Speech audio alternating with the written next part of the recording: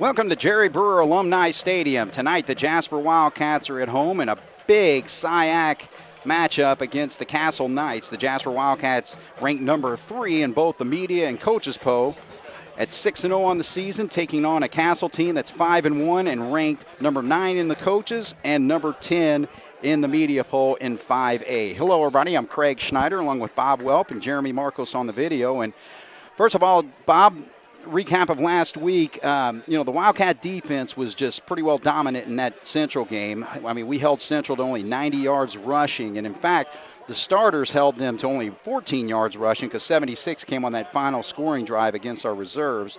But, just defensively with 2 interceptions by Allbrand, then Braylon Bear with his 53-yard interception return there. And also the special teams doing great. Of course, Sam Leonard's been perfect on almost all year on his PAT kicks, so he kicked 5 last week. But Charlie Cabrick with a big punt block there. And offensively, the Wildcat rushing attack was solid with 44 rushes, 255 yards, and 4 touchdowns, led by Sheeter with a score, and then also Grant Young with 3 touchdowns. And then also Will Wallace got in the action with Day out. And it looks like for the season now. But, again, to be able to get him involved in the offense. But I'll tell you what, it's going to take everything that this defense has tonight to play against a very good Castle team. Again, they are led by their quarterback, Cameron Tilley, who, you look at his numbers, 1,053 yards passing, 67% completion rate, 16 touchdowns, 2 interceptions. They also, with Garzini, number 29, he's an outstanding running back, and he's back in action. He's got 69 carries for 387 yards and 6 touchdowns.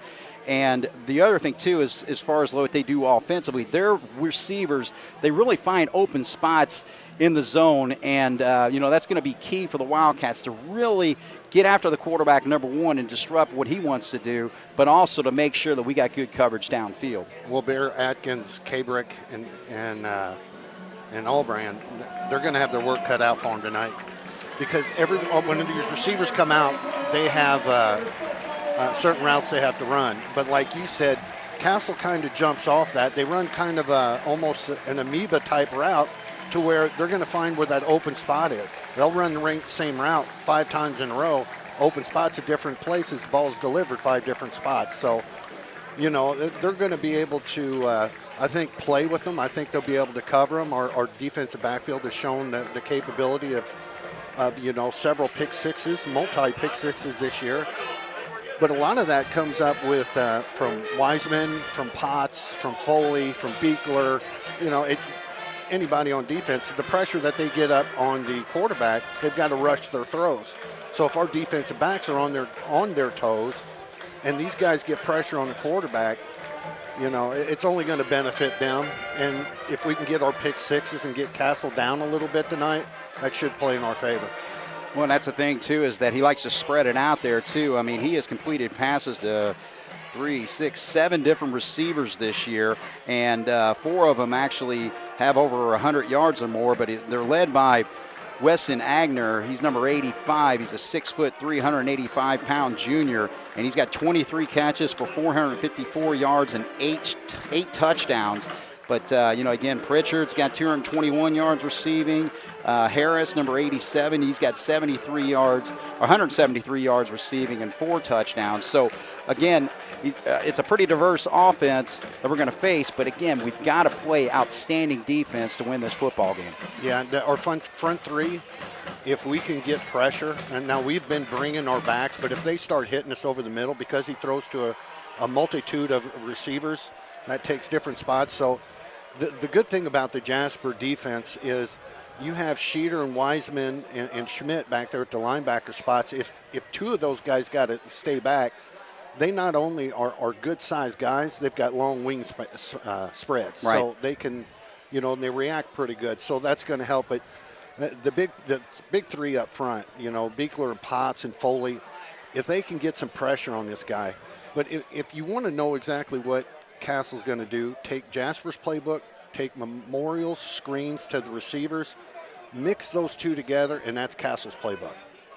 And offensively for the Wildcats, again, we're just going to have to really put some points on the board tonight. And, of course, the rushing attack has been there all season. and also with our quarterback, Grant Young, did a pretty decent job throwing the football last week in key situations because 3 of his 4 receptions came on 3rd and long and also a 4th and long situation. He completed 4 of 8 passes for 77 yards. Foley caught 2 of them for 34 yards. Ewing had a catch and Gieser as well. But I think it's going to be really whenever we need to get that big 3rd down, we're going to have to convert. Are we going to be able to have the success that we've had through the first 6 games of the season? Success by meaning 2nd and short, 3rd and short. 2nd medium I'll take will get us to 3rd and short and then kind of go from there. One thing that the question that has not been answered for the Jasper football team this year is what happens if we get late in the game and we got to put the ball up in the air. We are forced to put the ball up in the air. Right. We cannot pick and choose when we do it. Defense sees that. Defense pins their ears. Can our offensive linemen hold them? And can we rush it down the floor? We've had these long, sustaining drives. Yeah, we have the ability to be lightning in a bottle. But if we have to do it and their defense knows we have to put the ball in the air, can we do it? And that question has yet to be answered. And also just kind of taking a look at this Castle defense, they give up 11.3 points per game, so they're holding teams in check. Last week, Wright scored 21 against them, but they put 53 on the board, so that didn't really matter there. But, again, they're leading tacklers, including Purdy. He's got 73 tackles on the year. He wears number 9. Watson, number 52, has got 64 tackles. But they've also got 22 tackles for loss, including 16 takeaways on the season, too. You consider that, through, 6 football games, that's quite a few takeaways with 9 fumble recoveries and 7 interceptions. But look at the competition they played. It's the same competition we played, other than I think they finish up with Memorial. But look at all the takeaways Jasper's got. Right. Yeah, Castle's got those. There's a lot of things that like you pointed out with the turnovers, there's a lot of stats that these teams wash against each other. Right. Their offensive lines are both big and athletic. They get their weight underneath them. The defensive line, they do their job. They run more of a 4-type defense, was what Bossy did against us. We had good success. Now, Castle's got better athletes out there than what Bossy did across the board. Not, as far as individual goes, but across the board, they've got better athletes. I look for a tussle tonight, and I think if we could get a running clock against Castle, I think I could breathe easy, but I just don't see it. Right, yeah, it's going to be a battle, and I tell you what, this is the reason why we joined the Southern Indiana Athletic Conference, because, again, we want better competition, and we want big nights like this. And, again, 2 teams that are ranked in the top 10. Of course, the Wildcats are in 4A and Castle in 5A. But, again, games like this that come down to really making a difference and kind of setting the stage for who could win that conference title. Again, here we are in week 7, and we're seeing a great matchup tonight. So Jasper's going to receive the football to start with here on the kickoff. So, well, there's going to be some questions that I have that other people may not, but I have that could be answered tonight. And one is, if Jasper's in a tight game, how do they just continue going business-like? Workmen, take your work pail to the business and get the job done, or do they panic? So I think tonight's going to be a really good test for Jasper. All right, so number 4, Jackson Mitchell's got it teed up there, and this game is underway. Ewing's going to field it right there at the 5-yard line, trying to get ahead of steam, and he is going to be caught right there at about the 15-yard line. So wasn't able to get away from the coverage there, and so the Wildcats will start 1st and 10 from the 15. I think everybody's out there as far as the offensive line there, including Jackson Bauer, number 68, the center. Gus Heichelbeck in a left guard spot. Right guard is Jacob Potts. Right tackle, Michael Beekler. And Mateo Hernandez is the left tackle, number 52. And, again, it's going to have to be one right here in the trenches. Yeah, those guys are the key tonight. All right, so Grant Young pitches out there, and good coverage there by the Castle Knights to stop that play. Number 10, Aaron May making the stop. Castle didn't leave anybody on the back door on that particular play. They did a great job of flowing. Look out for that counter. All right, so 2 yards gained on the play.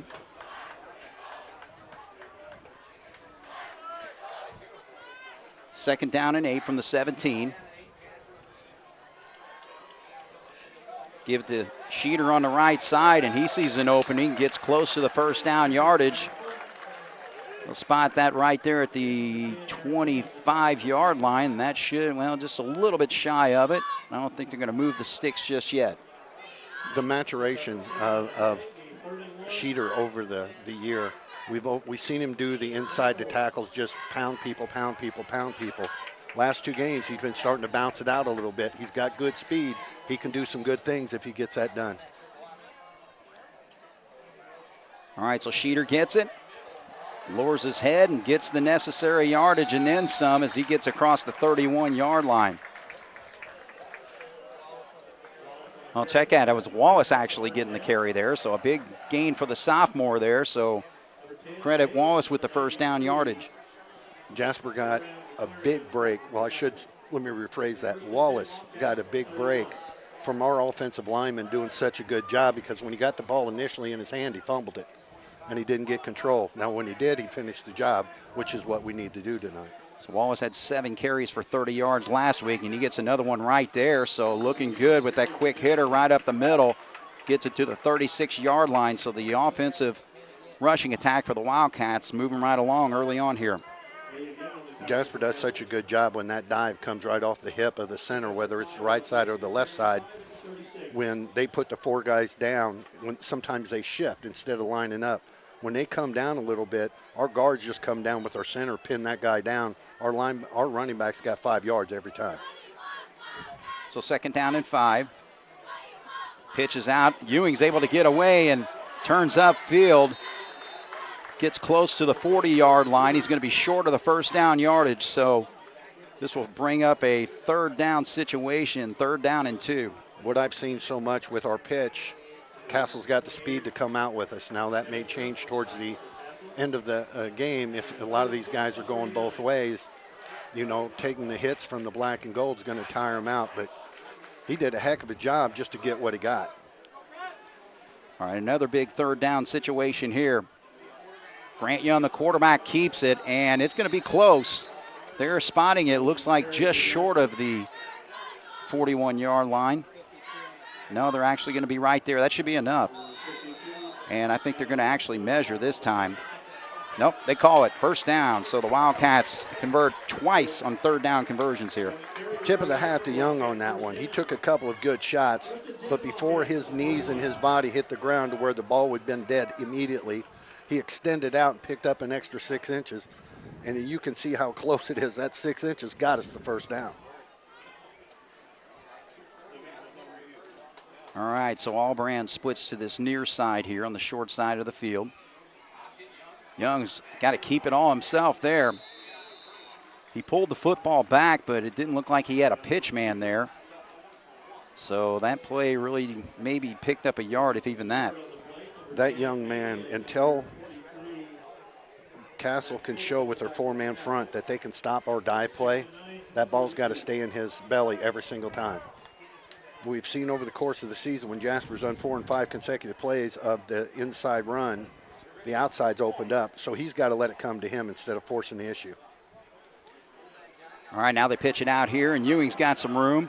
Dances a little bit, and then he's knocked out of bounds, but he's able to get across the 45 to the 47.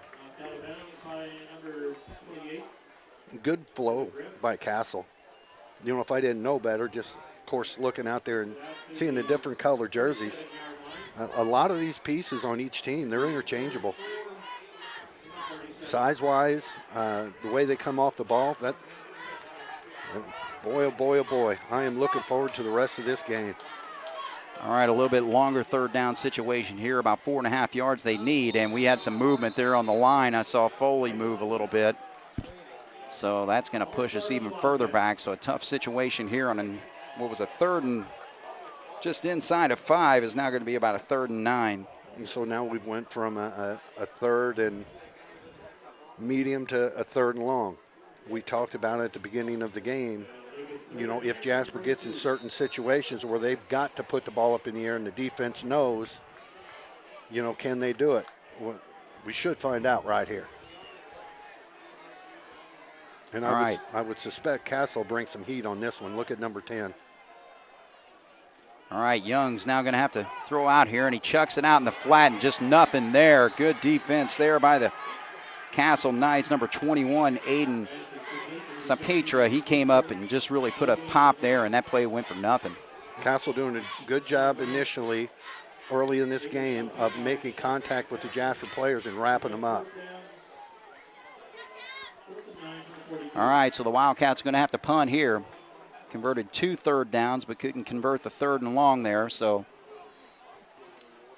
Cabrick back here to punt. And boy, man was coming in. That was real close. Did he touch that football? We're going to find out.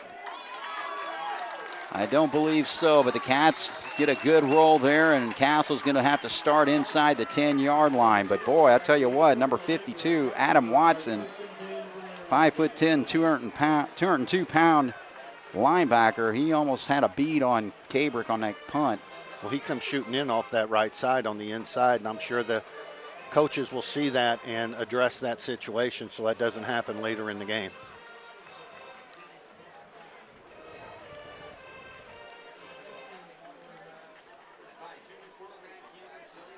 All right, again, number 16, Cameron Tilley is their quarterback.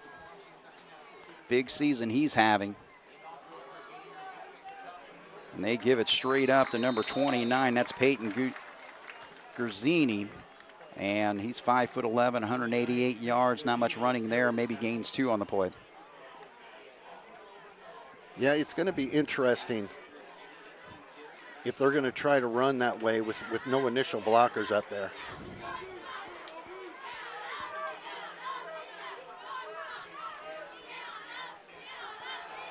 Looking downfield and a quick hitter right there, and he's able to connect. Hooks up with number 85, Weston Eigner. Check out, it's Eigner, Weston Eigner, and he's one of his primary targets, and that's a big pickup right there, a first down, pickup of 14 on that play. Well, Albright gave him just a little bit too much cushion, and then he broke it to the inside, and by the time he reacted, the ball was already gathered.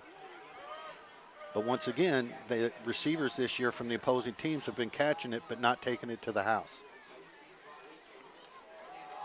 All right, give to the left side. Gurzini's got running room, but we got a penalty flag flying right there. We'll see what this is. Could be a hold. Generally, that's where it comes unless they peek down there and when he came through, somebody reached up and brushed his face mask. But I'm going to go with your initial call of hold, which it looks like you're right on the money. All right, so that's going to push him back. We'll see where they actually spot it. He's picking up that flag at about the 26-yard line, so then I take it back 10 from there. You know, if we look at the Jasper games this year, other than a couple of big plays, nobody's really punched Jasper. Castle is punching Jasper right now. How do they respond? Right. Okay, so moves the football back to the 17-yard line. So actually they got to get to the 34, so it's about a 1st and 17.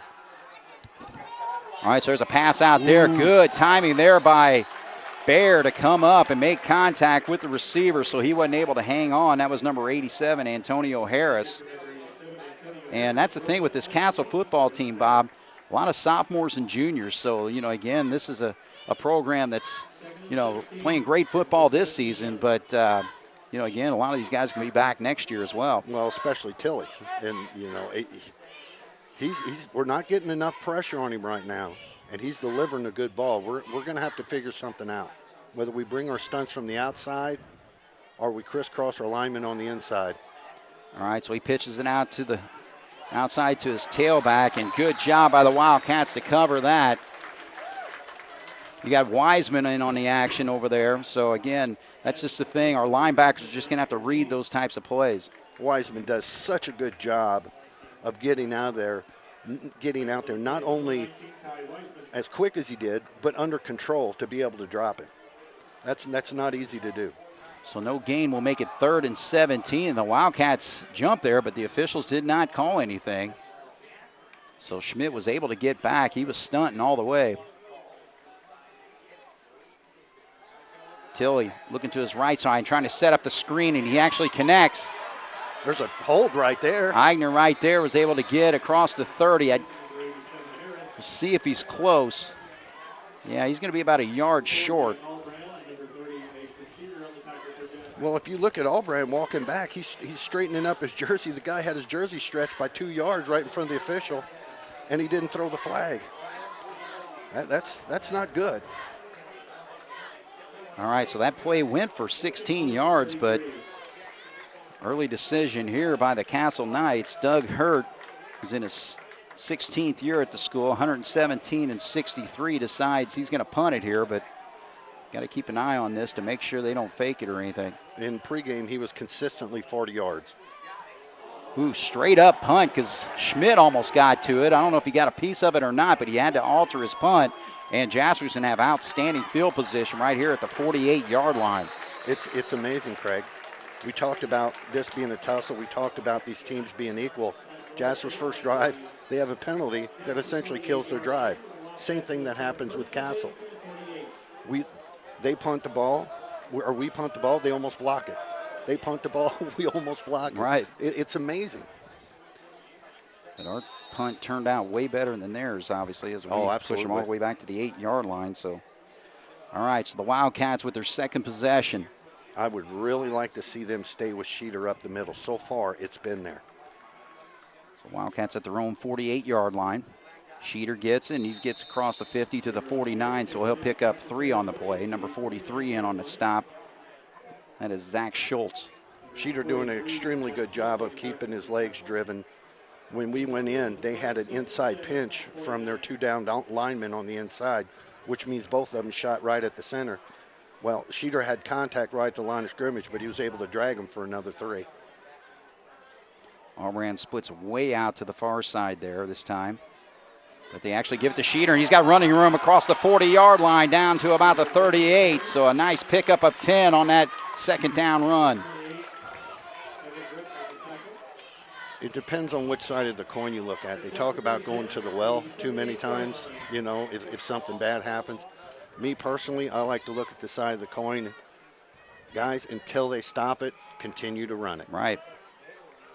And again, when you got a power running game like the Wildcats executed, it really is all about the execution of the offensive line.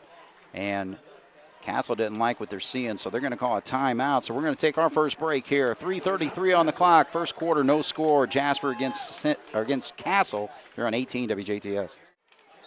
First and 10 for the Wildcats on the 38-yard line. 10-yard run by Sheeter. Wallace actually in the backfield right now. And he's going to get it, but boy, he was just nailed right there. Number 92 snuffed that out. That's Chris Butler, 6'2", 209 pounds. When you're running an inside run, right outside the center or right inside the guard, however wide you want to take it, you must keep your body going north and south. You can't turn it sideways, because if they do get penetration, it's going to be easier to drop them. Wallace is such a strong guy. Make them come up into your legs in your strong part to try to bring you down that way. That time right there, he turned sideways, penetration, loss of 2. All right, now they run that inside counter, but boy, he read that as well. Just right away, he grabbed his jersey. So Chris Butler making 2 big plays, both of them tackles for loss. This one's going to knock it back to the 42-yard line. So the Wildcats now with a 3rd and long, 3rd and 14 from there. Jasper needed just a split second on that. When he came through the line for Castle, he did a great job of recognizing what was happening and planting his feet down.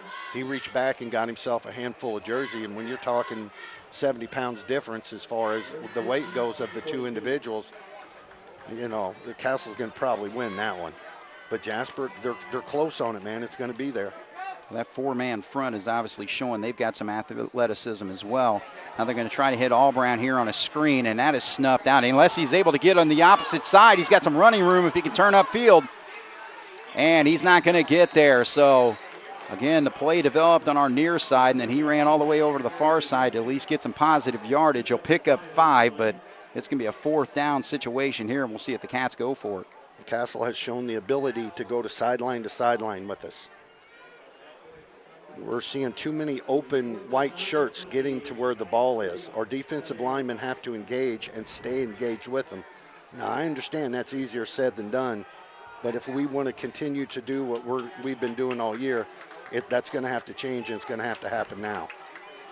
All right, so 4th down and 9. Cats going for it. And we got actually Castle calling another timeout, so they burned 2 quick ones here in this first quarter. So we'll take a break. 1:55 to go here in the first. No score here on 18 WJTS.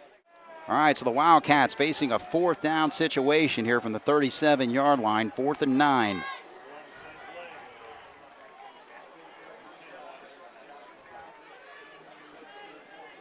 Young's going to roll to his right. I think it's a pass run option. Throws across there. He's got Foley, and that's a huge play as he connects with him down to the 25-yard line. So they needed 9. They pick up 12.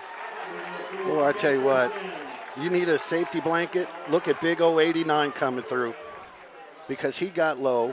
Young threw a nice ball, kept it low. If Foley doesn't get it, they take over.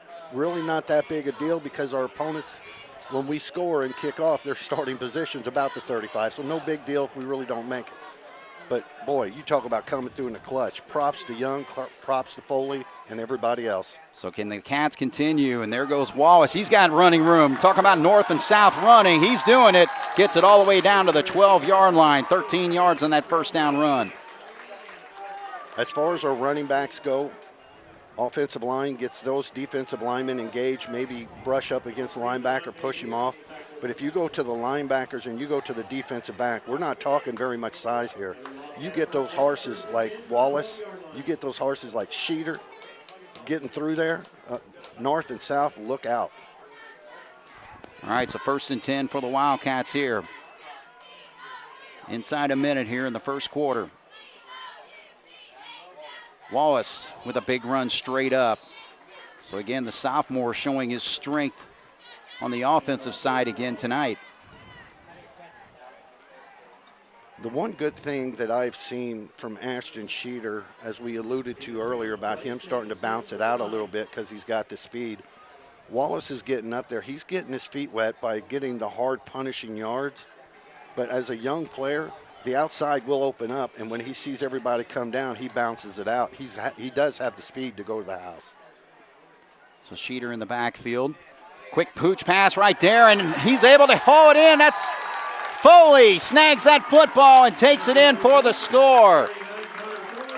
So again, just that tight end pop pass, but he had to put a little bit more bread on that one, and he throws it right into his lap, and he takes it in for the touchdown. So a big play, 2 big pass plays that led to this scoring here, Bob. That's a great call right there, Craig.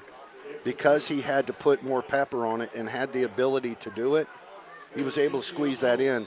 And so far, Castle has not been able to show the ability to athletically and strength-wise handle Foley. All right, the snap is up and the kick is through.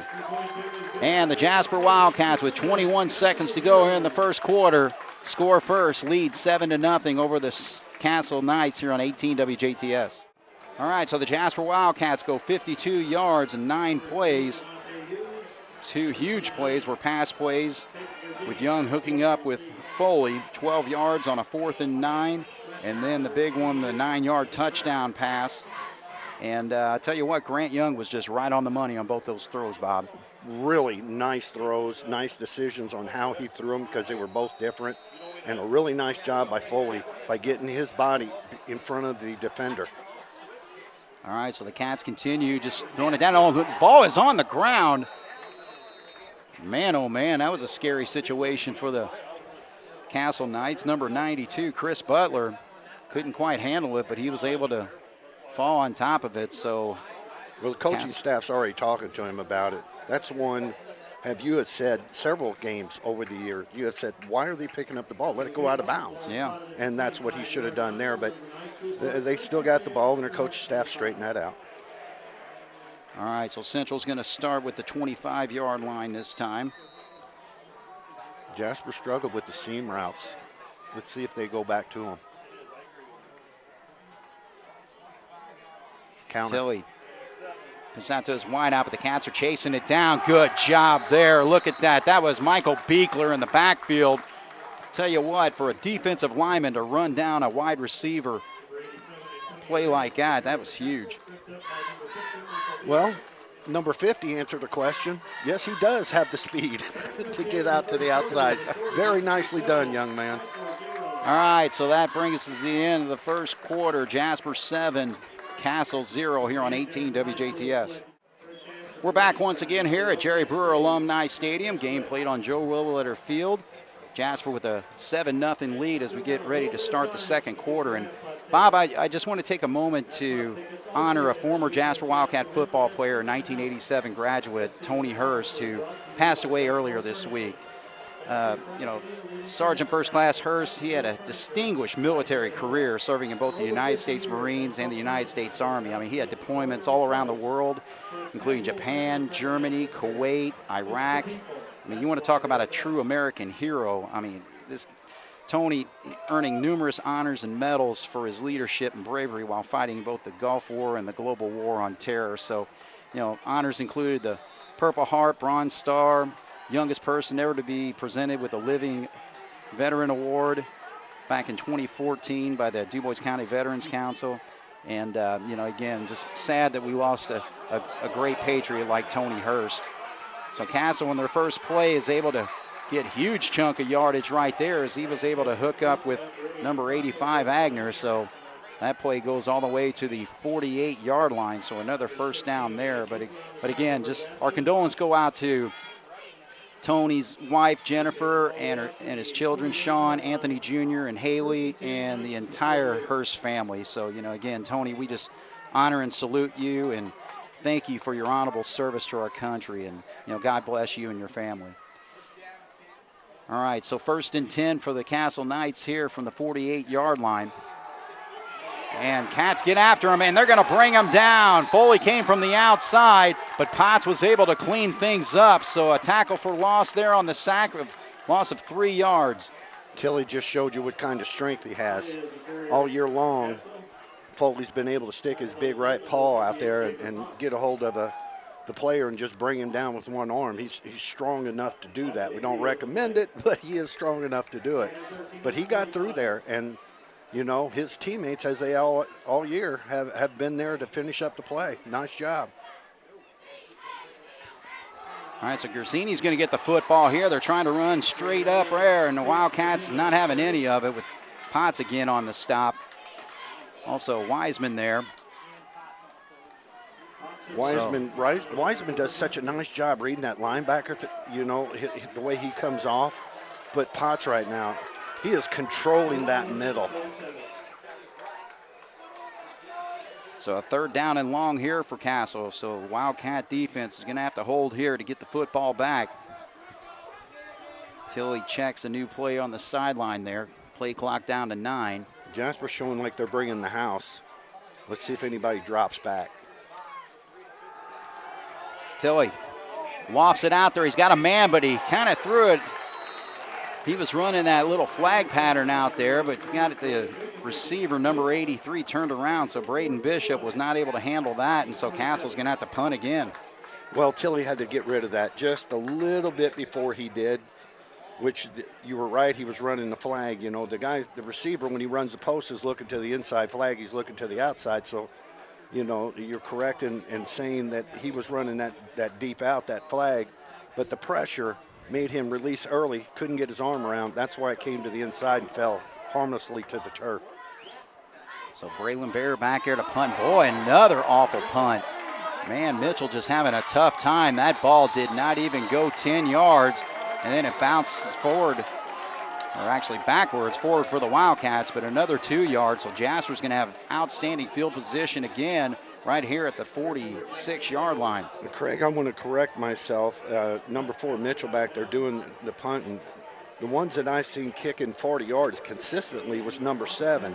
So now, even though I'm just confused in life in general, I'm really confused on why number 4 is back there and not number 7. Not sure. He is the kicker for the football team as well, but regardless, Jasper with outstanding field position, and we'll see if they're able to take advantage again. Jasper leads 7-0 with 9:54 to go here in the first half. And look at Youngs. He's got a wide open lane there on the right side and is able to turn it up rushes down to the 41-yard line. Great read by Young. If you watch their defensive down linemen against our offensive, they're starting to squeeze tighter and tighter. So now they're lining up just to the left and right shoulder of the center and right there on the guards, on the outside shoulder of the guards, trying to take away that inside. Great read by Young. He took what they gave him and got us the first down. 13 yards on the play. Young's keeping it again, but not much there. Gets to the 40-yard line. So Sheeter's going to come out. Wallace checks back in. So the Wildcats with that dual-purpose backfield. But again, both those guys are pretty well north and south runners. Of course, the Wildcats without Isaac Day.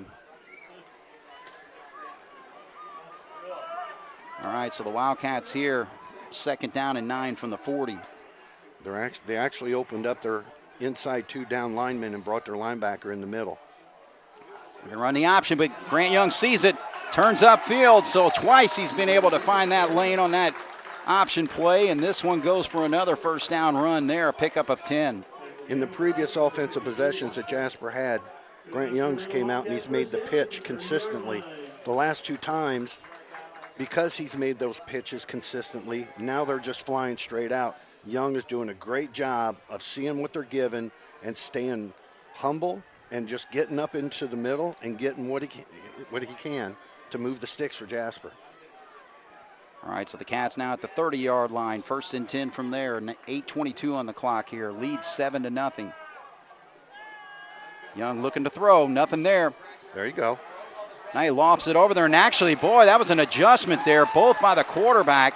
Because, again, he was looking for a quick hitter and then kind of had to fade to his right. And Albran actually adjusted his route and caught it over there on the sideline. It's going to be close to a first down. I've been doing some thinking about our quarterback position through the past couple of weeks.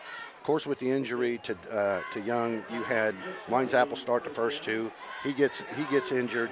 Here comes Young. Holsworth had some, but the competition these guys had against each other has done nothing but make them better. And Young has earned everything that he's getting right now. All right, so the Jasper Wildcats call a timeout here. It's going to be 2nd and very short when we come back. Jasper up 7-0 over Castle here on 18 WJTS. All right, so 2nd and literally inches here. 2nd and very short like this. Knowing Coach Lewis, he may call something to Foley upside, or does he just stay consistent and just get the first down? Well, he's got Foley split out, but nope, they go for the easy play straight up, and the Wildcats gain about 3 there and easily get that first down. I just love those 2nd and shorts because your whole playbook just opens up because it doesn't really matter. You try something, a little fancy. I'm more of just do what got you here, but if you want to try something that maybe you think you may need in the postseason down the road, you can do it. If it doesn't work, well, now you're 3rd and inches. Right. So. All right, so 1st and 10 for the Cats at the 16-yard line.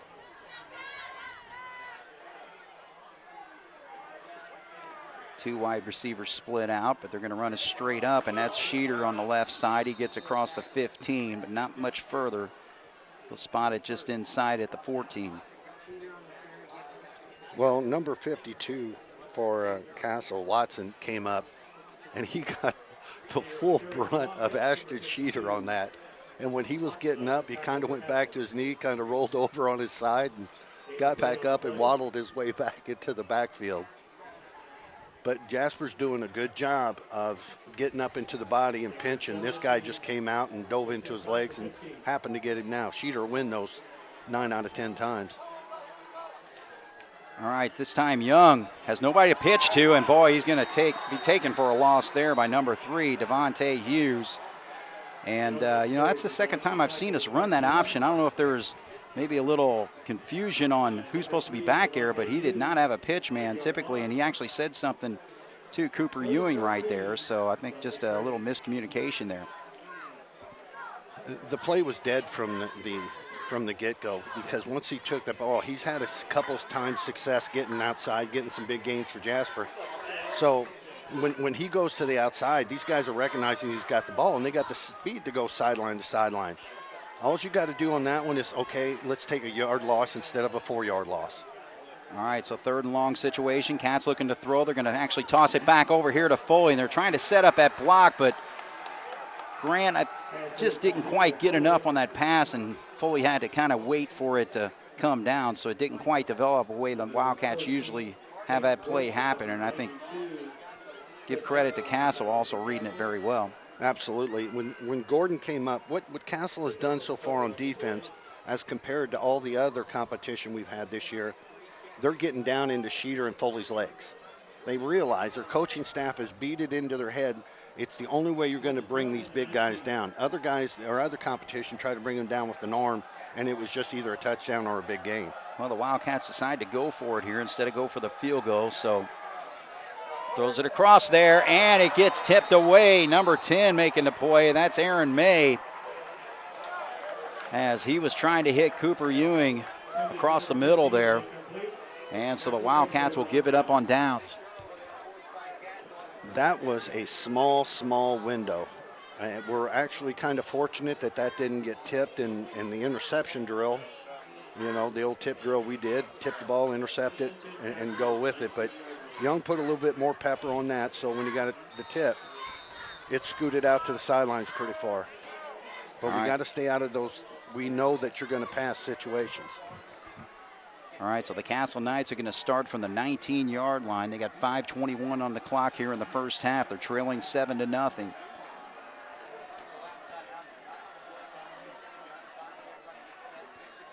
Cameron Tilley getting flushed out of the pocket. Peter getting after him. Now he's trying to throw it there, and he just throws away. Yeah, nobody is there. Flag that. That has got to be intentional grounding. My goodness, there is not a single player within 20 yards of that football. There it goes.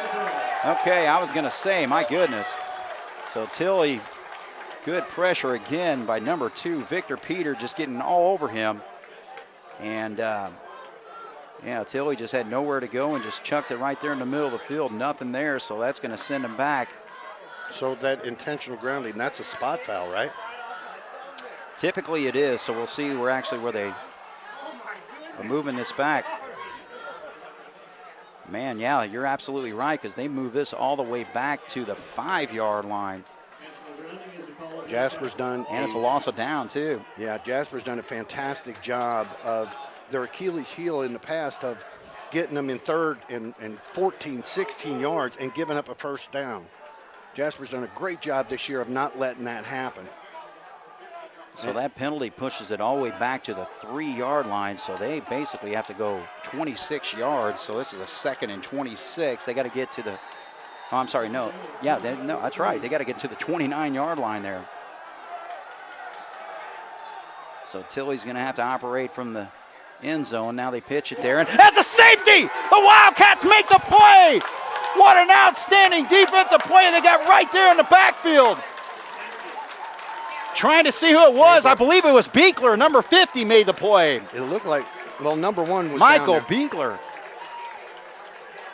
Well, the way he's coming off, you're right, Craig. Wow, that was huge. that was a seek and destroy. So again, Michael Beekler, he read that as a play they ran earlier where they just kind of pitch it to Weston coming across there. And Beekler got in the backfield, popped him right away, and he goes down. So Jasper now leads 9-0. Those are the type of plays that will take a team and just raise them up as far as confidence, as far as just firing the guys up. Michael Beekler, huge play, impressive play. And the best thing about this, we get the football back as well. So they're going to have to kick off to us, and they actually kick it from the I think they kick it from the 20. I know it's down in that area. If nothing else, that's where Coach Lewis was pointing the ball to them. You know, pointing to the referees, trying to get clarification exactly where they were going to launch it. Yeah, that's what they're actually pointing out as far as they're going to have to line up. Yep, they will be kicking from the 20-yard line. We had talked about Bear and Allbrand and their picture perfect, reading, breaking on the ball, intercepting, pick 6. And I had mentioned that if you were going to show a film, that's what you want to show the youngsters. Micah Beekler right there. That's what you want to. You tackle like that, young man, you'll be just fine. Absolutely. But, you know, the nice thing, though, 5:12 on the clock, so plenty of time for the Wildcats to get a good drive here, and they're going to have, depending on where he's able to boot this ball. But actually, Ewing and Bear setting up around the 30-yard line. But yeah, Michael Beekler with an outstanding defensive play there. Man, Jasper 9, Castle nothing. Plays like that just fire me up. Oh, no doubt. You know, again, the defense forced the intentional grounding, so this defense just getting after it early on in this football game. Pretty well owned the first half. Gets a good kick over there. Ewing's going to have to field it from the 23. Protect. But now he's starting to run east to west, and not much there, so he's able to get it to the 34-yard line. But still, 5:06 on the clock. Plenty of time here, Bob. Yeah, Jasper has two objectives. The one that everybody knows is go down, get points, whether it be a field goal, preferably a touchdown, but get points. The other objective is to eat the clock. Castle's used 2 timeouts, so they really can't do anything. So you're gonna see Grant Young go out there, especially if we get a nice little drive going here over the 50, to where he's gonna really start to milk that play clock. All right, so the Wildcats, and again, we've got an outstanding kicker who's shown he's got the range. So if he can even get into field goal range. Young looking to throw. He's got Foley wide open here. Catches at the 40. Turns upfield, trying to juke another defender there, but he's going to get inside the 25 all the way to the 22-yard line. So Foley and Grant Young are hooking up tonight, Bob. Well, so far early in this game, well, almost halftime, I guess, Grant Young has answered the question. If I have to put the ball up in the air, I can do it. The one beautiful thing about that is going to Foley being such a big target. Teams are going to start to key on Foley, and then you're going to start to see Albrand and those guys come open. So Jasper right now, Tony Lewis is calling a heck of a game. So a 44-yard hookup. Now the Wildcats rushing on the left side there, and that's Sheeter plowing forward. So the Cats just really have got Castle on their heels. You know, I heard Kirk Herbstreit say something the other day that I've never really heard anybody say. He was talking about the quarterbacks throwing the receivers open. You know, put the ball where they need to be instead of where they're at. No better example of Young hitting Foley down the sideline on that one. All right, so 2nd down and 4. Plenty of time on the clock, 4:04 on the clock, so Jasper can take their time here. Actually, Grant Young keeps it. Thought he gave it to Wallace straight up, but Grant Young turns the corner there and gets inside the 10, so a big run there for a 1st down. You know, I kind of feel bad for Bauer on that one. He shot out to block his guy. Of course, the fake was to Sheeter going up the middle. Well, his guy kind of got him stood up, and Sheeter came down, just plowed in the back of him. Somebody needs to send a note over there to Sheeter saying, hey, the guys in black, they're friendlies. All right, so the Wildcats just going to have to show power football. It's 1st and goal from the 9 after that 7-yard run by Grant Young. Going on a slant, and oh boy, Foley could not handle that. Looked like the ball was right there, but a little too much mustard on it, so Jasper actually stops the clock, 3:21 left here in the first half. Will be 2nd down and 9. You definitely have to put extra pepper on that one. With the 3 defensive backs and the guy over here guarding Foley one-on-one, squeezing down on him, Young had no alternative as to put extra pepper on that one, and it just skimmed through. You won't see Foley drop many of those. So 2nd and goal from the 9 here. Runs the option, pitches out to Ewing, and he actually has to turn up field. Number 14 was containing him there and kind of forced him up. That was Caden Gordon. And then the rest of the Castle Knights make the stop there, including number 52. Coming off the pile there was Adam Watson. get away from their 4 down linemen. Size-wise and strength-wise, Jasper wins across the board. Now, when we run that pitch and all that, and you bring Ewing, you bring Giesler, if it opens up, they have the speed to go, but the athletes that Castle have match up with those. So I say just go straight at them right now.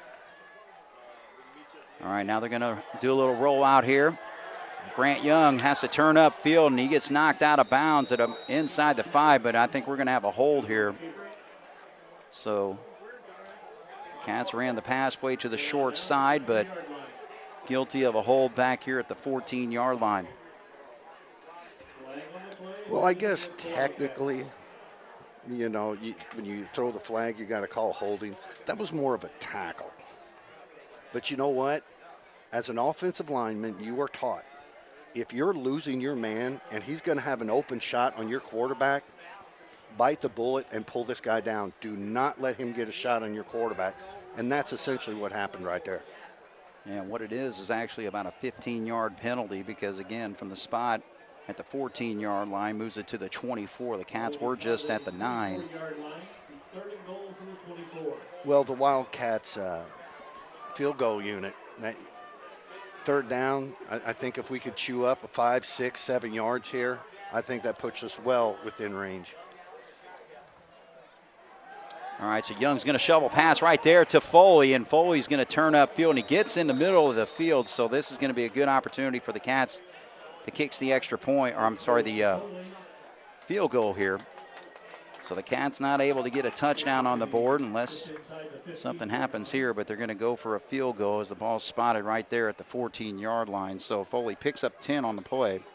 Tony Lewis has talked about wrinkles that he's going to put into this offense because of the way Castle played Jasper last year.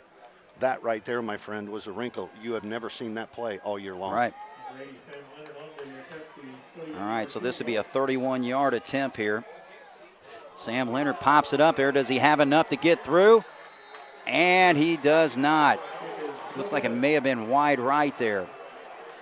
So the Wildcats not able to take advantage. Couple big plays. Actually, the biggest play, there's the pass play, 44 yards. Grant Young hitting Connor Foley. And the Wildcats get inside the 10, but not able to finish things off on their drive here. So Castle will have the football in a minute 49, and we'll see if they'll try to aggressively get downfield. They definitely have the capability of aggressively getting down the field. So Jasper's got to be on their toes. Now, once again, they're going to have to get this play over with and rush back because they've only got one timeout. All right, so he's going to operate from the 20-yard line. Gerzini actually gets it, and Beekler makes a stop there defensively for the Cats. Goodness gracious, I really don't understand that call. I appreciate it, but I don't really understand it.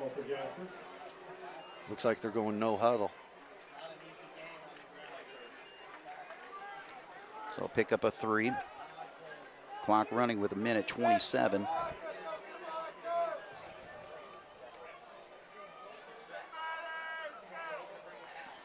Nope, they're actually going to run it again, so I think they're just going to be happy with the status quo. Jasper leads 9-0 here.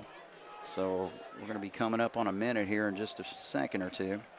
You kind of wonder if this would be their mentality if they wouldn't have had to burn those other 2 timeouts. All right, so 3rd down and 6.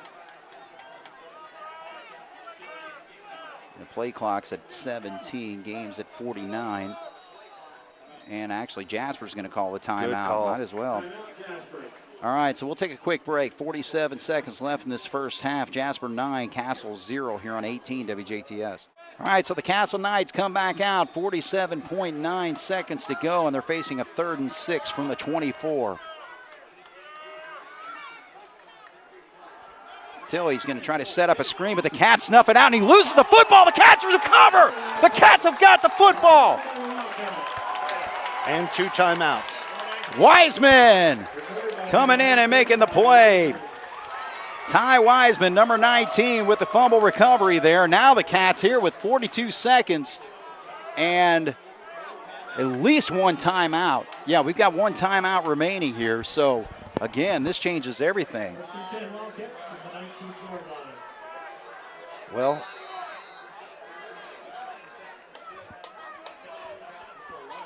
All right, so 42.4 on the clock. Jasper will have the football at the 19-yard line, so we'll see if they... You are correct, Craig. I said 2, but you are definitely correct. It is 1, so that may change up a little bit of the plays that we're looking at, maybe put it up in the air. Incomplete stops the clock. Play clock down to 1, but we do get it off. Grant Young in trouble, but now he's going to have to scramble out of it. And he throws to the end zone. Oh, did he catch that football? Oh, boy. Foley was over there. He made the snag, but could not get his feet down. Yeah, Young kind of scrambled out of that tough situation there and thought, hey, let's just give it a shot, because if anything, you're stopping the clock 34 seconds now. So it helps you to live another day, but boy, that was close. Yeah, it's the first time I really wish to see Connor Foley 6'7", because if he had 2 more inches, he did everything he could. He stretched as far as he could. But at Grant Young rolling out, offensive lineman did what they were supposed to do, keep the pressure off the backside, kept his eyes open, something opened up, and he tried it.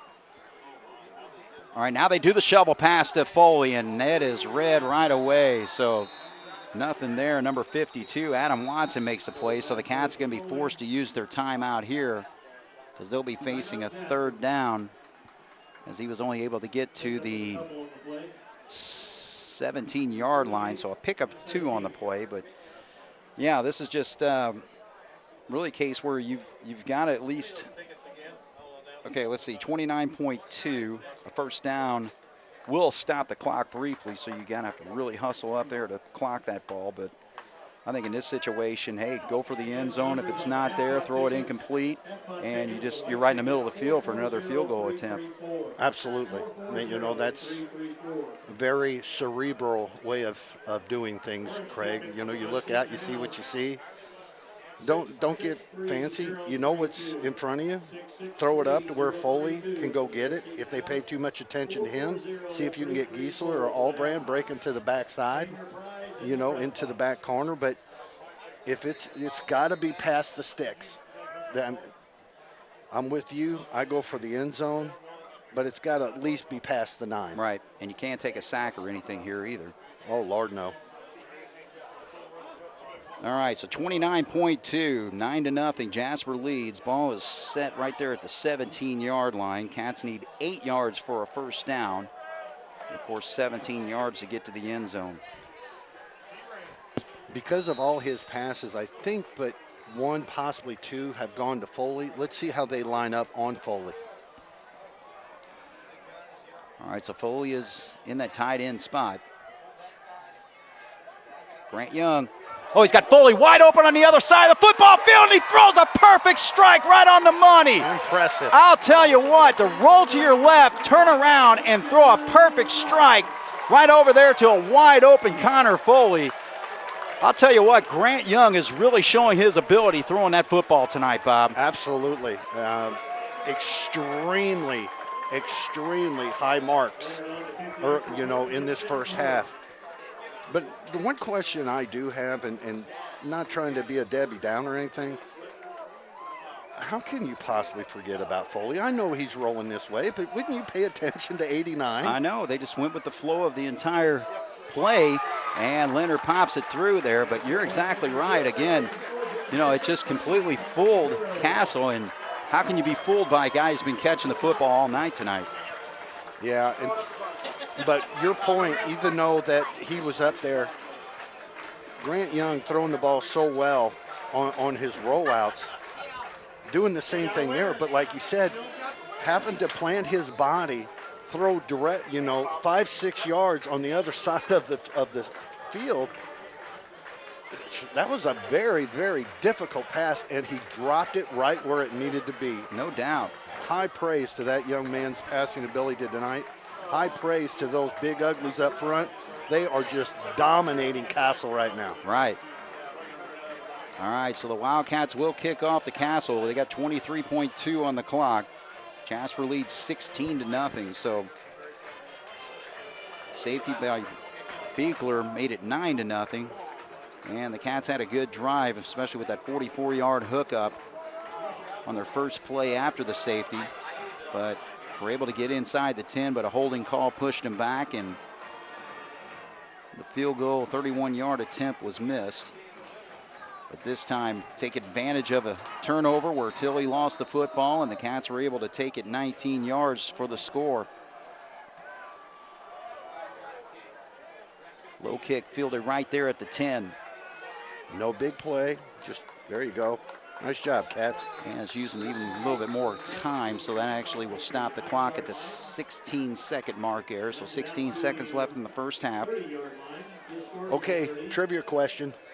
When was the last time we've actually kicked the ball to where the deep guy for the opposing team actually caught it? What game? Last year, Jackson Caleb, maybe? Oh, I don't know the answer. I'm just Remember, asking. Foley was actually kicking earlier in the season. But Yeah. yeah, this time Castle is just going to sit on it. So they're going to be content to take it to the locker room and try to figure out what they can do to get back into this football game. But Jasper Wildcats defensively, offensively doing the job, and they will go to the halftime break with a 16-0 lead.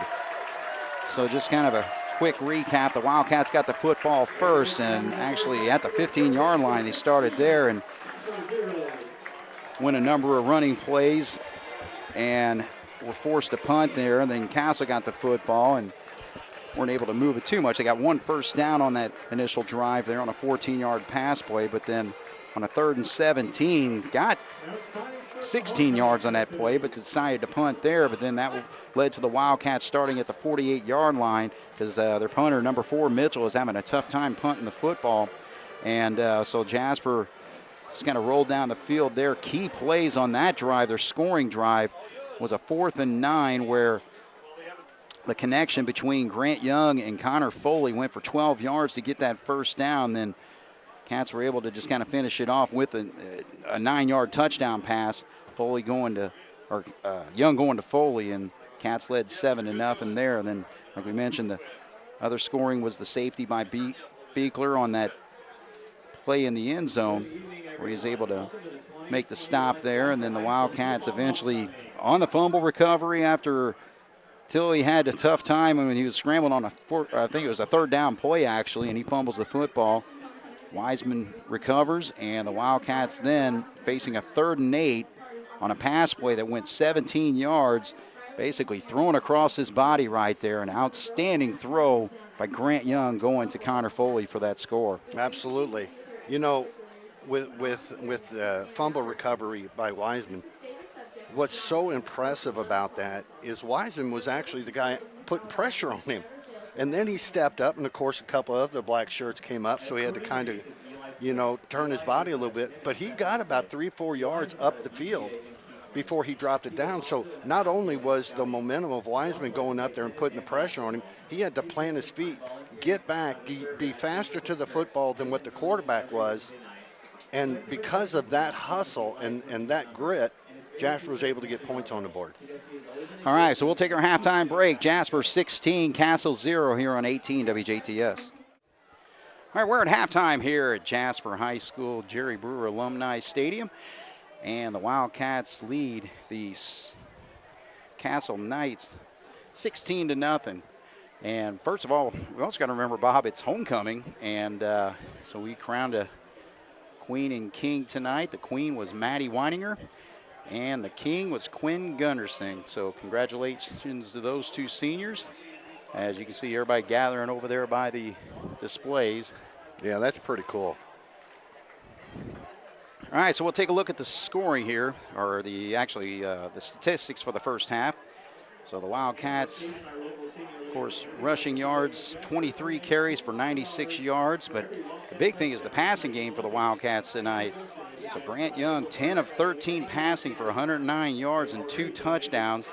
Coming into tonight, you were thinking, okay, well, that's going to be Castle's advantage with their passing game. Of course, Cameron Tilley coming in tonight with over 1,000 yards passing. And, again, he was 4 of 7 for 49 yards. But, we were talking about at the beginning of the football game what the Wildcats have to do defensively, and I think so far it's been great what the Wildcats have done. Again, they get a score on the board with a safety, and that was by Michael Beekler in the end zone there. But, that's the thing, though. You got to remember And you can't get complacent in a game like this because, Castle last week, Tilley was 17 of 22 for 328 yards and 3 touchdowns against Rice. So they've got the firepower to get back into this football game. He's hearing footsteps right now, plain and simple. Wiseman, Potts, Sheeter, Foley, it doesn't matter. He's hearing all kinds of footsteps.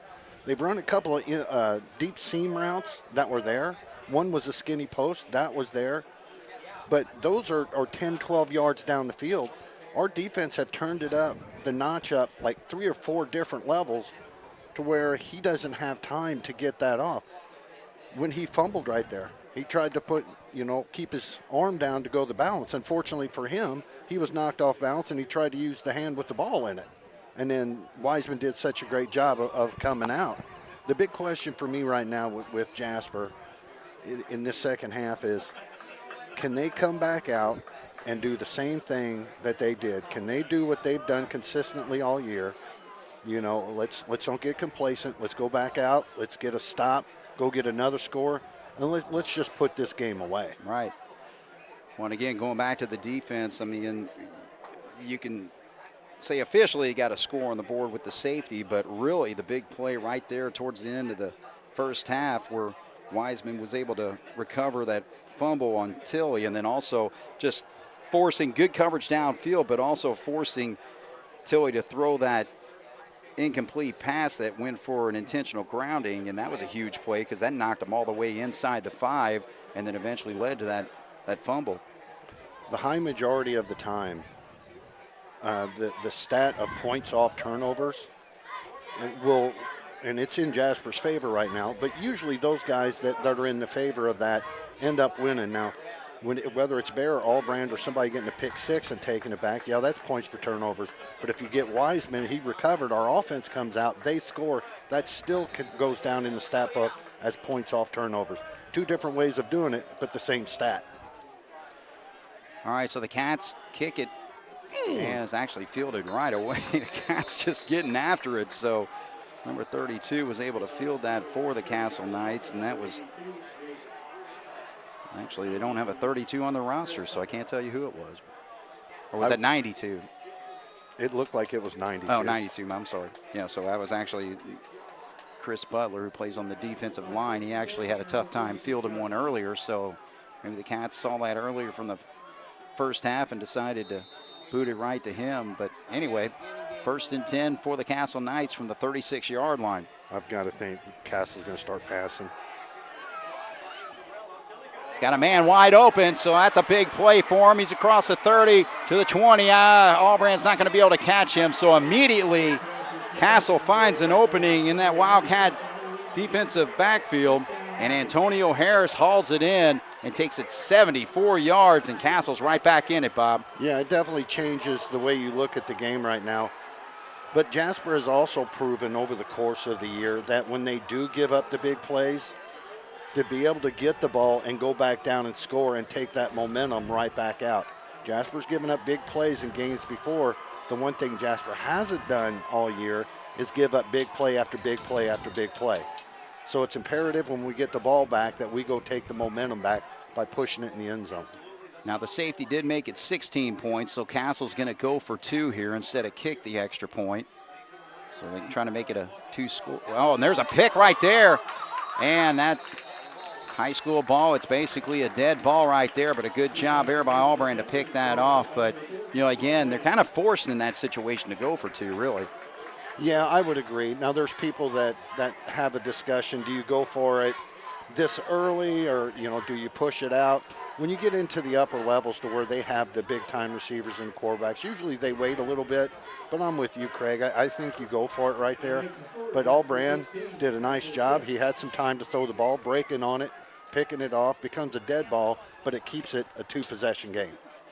All right, so we'll take a break here. Castle on the board, 16-6. Jasper still leads here on 18 WJTS.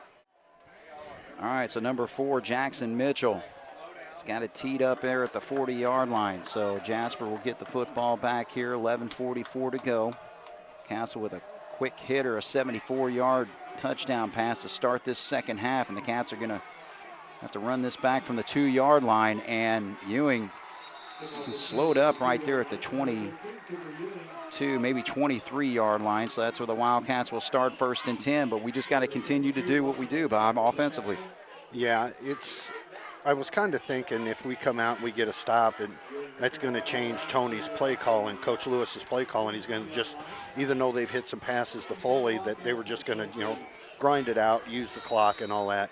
But the big play happened, so now it's going to be interesting to see how Coach Lewis attacks it. All right, so Young under center.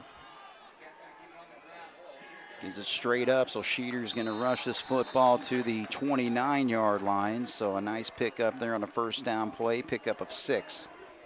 Sheeter got hit at the 24. He had 2 guys on him by the 26. He came down on the 29th. I don't think we need to talk about it anymore. Well, again, I think right here it's just, keep that ball moving forward. Just trust your offensive line, and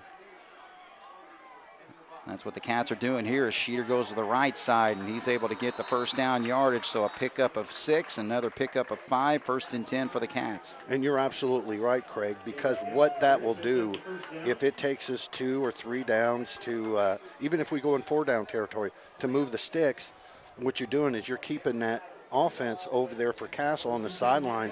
And that type of offense, they need to get in a rhythm. They need to get in timing. And Jasper coming out and keeping this ball and eating some clock, moving the sticks, they'll just deflate.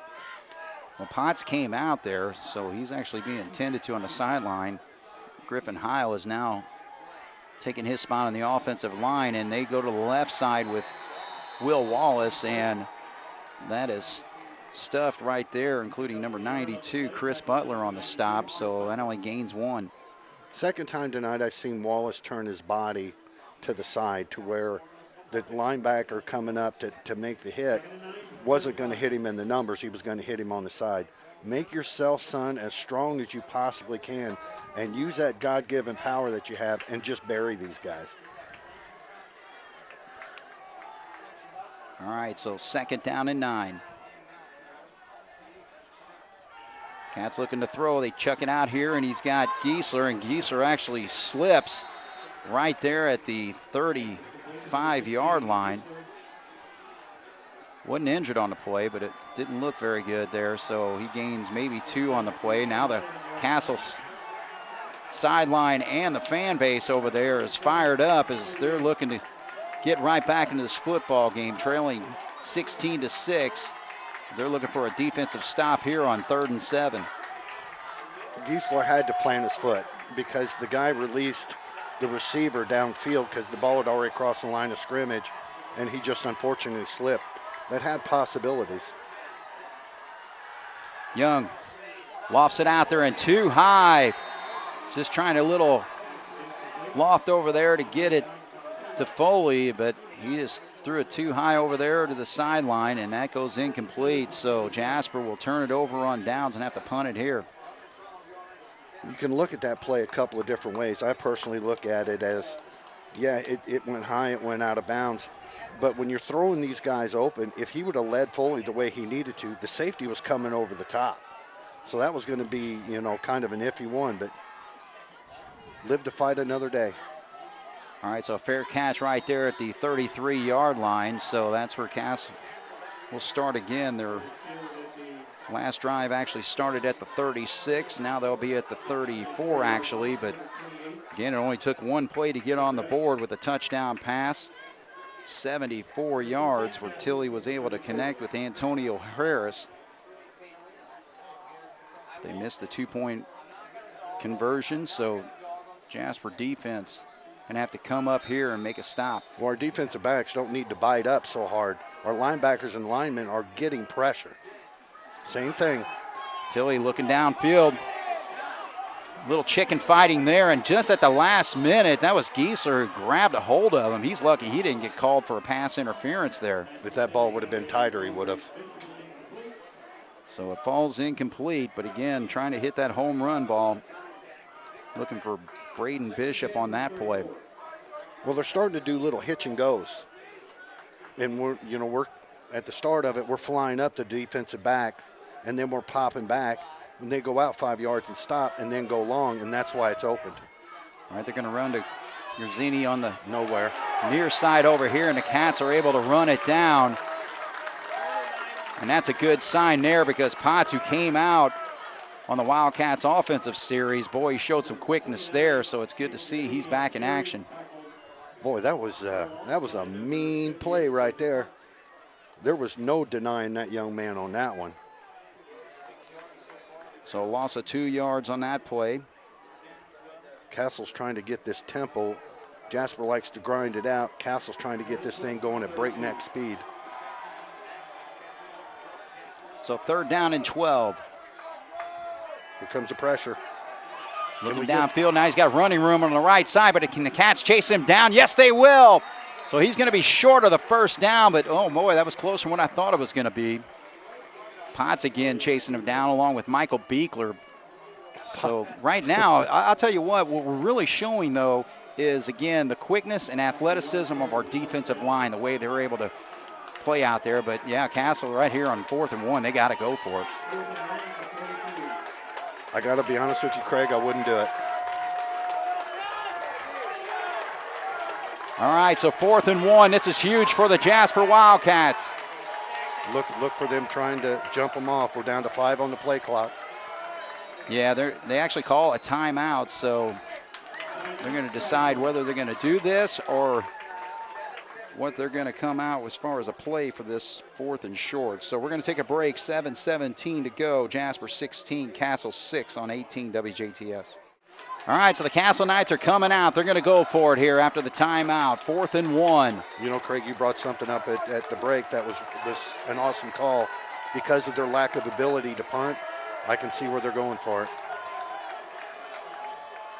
Nope, they're going to give it to Yerzini on the right side. Did he get it? I don't think so. No, the Jasper Wildcats stuffed that.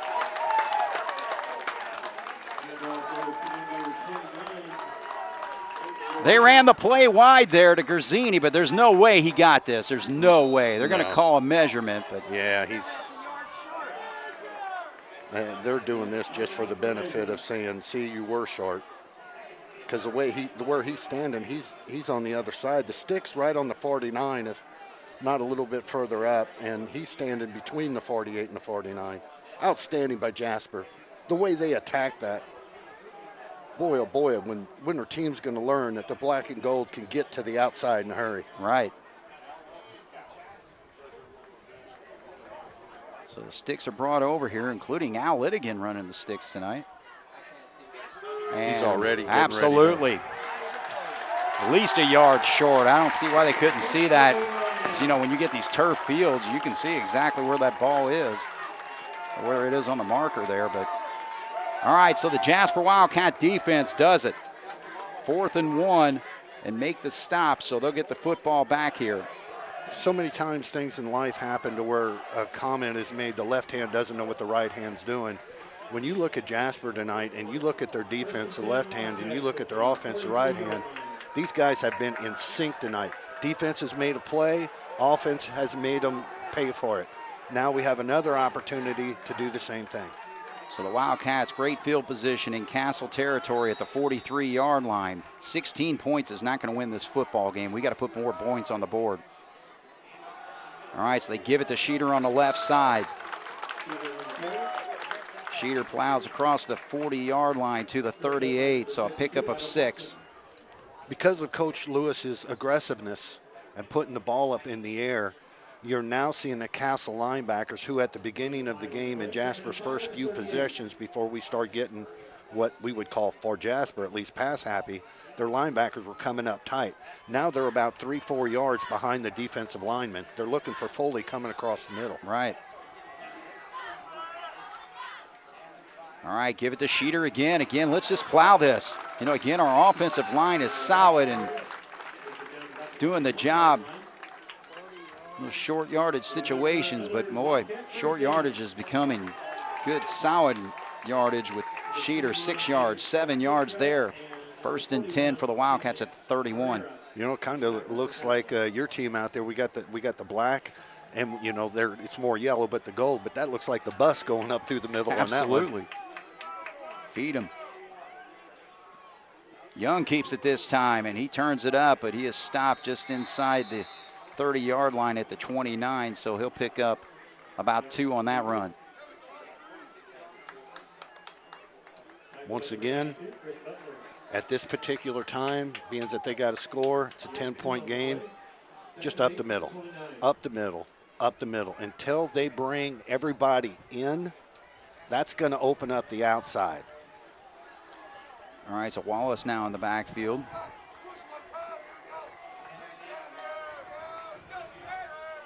They give it to Wallace on the left side. He had a nice read there. He kind of had a lateral movement to the left and then all of a sudden saw the opening and just plowed forward. So that was a really nice run by the sophomore. Absolutely. He bounced out in a hurry.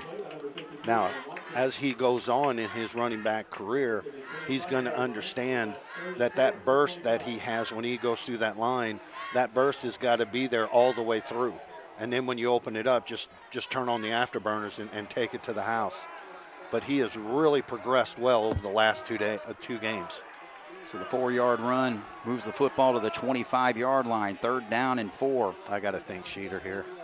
Sheeter gets it, and he got tripped up. It doesn't matter. Give it to Sheeter again. Trying to see, I think it was number 43 that tripped him up there, and that's Zach Schultz. But he was able to gain 4 there, so a 4th and short. I say Sheeter again. Absolutely, and you'll see if Castle's thinking that way too, because they'll bring their linebackers real close up to the defensive linemen, or they may drop more defensive linemen. If they stay in the same setup, I would bet you $1 to a dime that we pick this up. But let's see if they squeeze. Here they come. Quarterback sneak right there. No, give it to Sheeter. There you go. Again, just might against might right there, and he was met up by number 98, Christian Cooper, but he's not strong enough to stop Sheeter from getting the 3 yards and the 1st down. Boy, and our offensive linemen, they're out there. They're just fired up right now. Bauer just going up and high-fiving guys, the way they're moving Castle right off the line. When I said quarterback sneak was right there, they had actually taken their 2 nose tackles and moved them outside. So there was no way in God's green earth they were going to be able to stop Young from getting it. But giving it to Sheeter is always a good plan. 1st and 10 from the 19. Cats in the red zone. Young turns upfield, still's got the football and still moving forward. But he protects that football as he gets inside the maybe pick up about 2 there. So he's down to the 17-yard line. Well, you're not whistling Dixie. Aaron May came up from his defensive backs, and he was trying to strip that ball, but Young would have no part of it. You know, our most success on that, Craig, when we've been rolling him out, is when we've rolled him out and then had him drop back 2 yards. Right. All right, so 2nd down and 8. Wallace in the backfield this time. Cats going to roll out. He's got Gieser wide open in a flat. He's just got to get it to him. He does, and he's in. Oh, it falls incomplete. Man, what happened there? I thought he caught that football, and he was easily going to get that 1st down, but Gieser not able to handle the pass. As soon as you said he has Gieser wide open, that ball should have been in the air.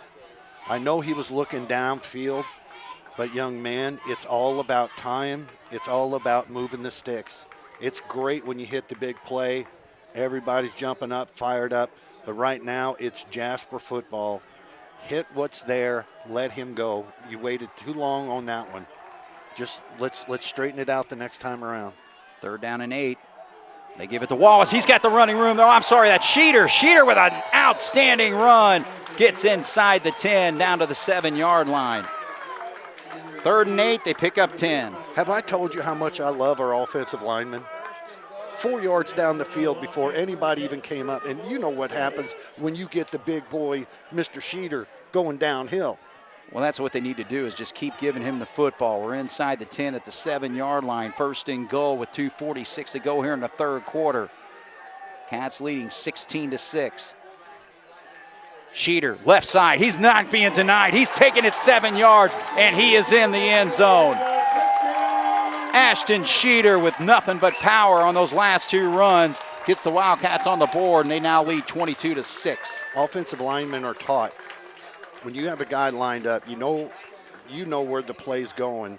You have an idea. Now, if the defensive lineman stunts to the inside and you're actually supposed to kick him to the outside, if he stunts to the inside, just clean him out. Right. You know, take what they give you. We talk about offense taking what they give, but the offensive linemen take what they give, and those guys just dominated on that possession. Leonard out there pops it straight through, and so he actually missed it. Goodness. All right, so that could come into play here. So now 23-6 with 2:36 to go here in the third quarter. Check out 22-6. Wildcats lead here on 18 WJTS.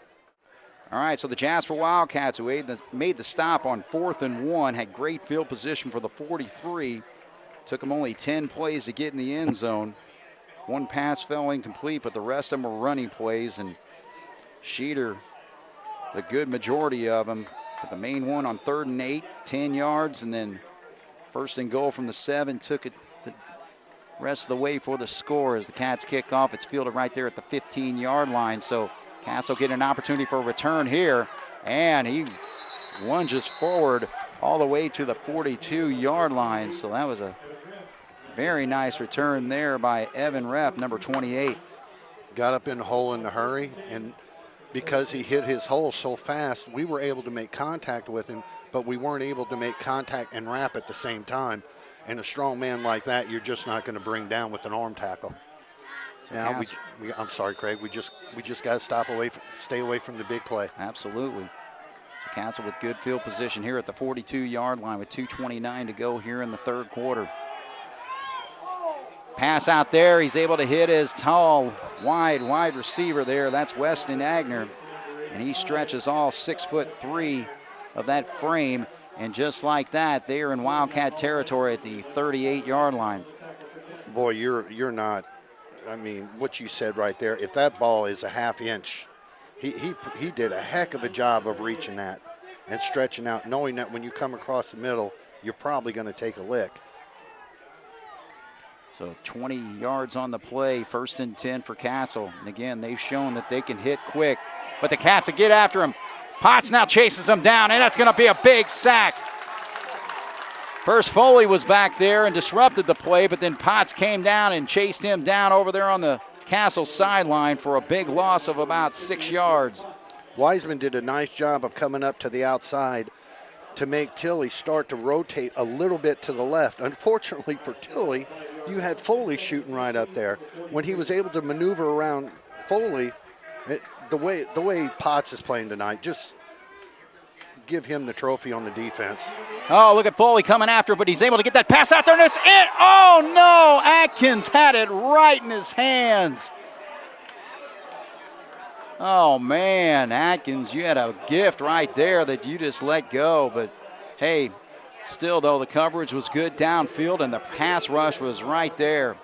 We definitely wanted to see that ball stick in his hands, but just doing what you're supposed to be doing. Atkins was where he was supposed to be. All right, so 3rd down and 15 from the 43-yard line.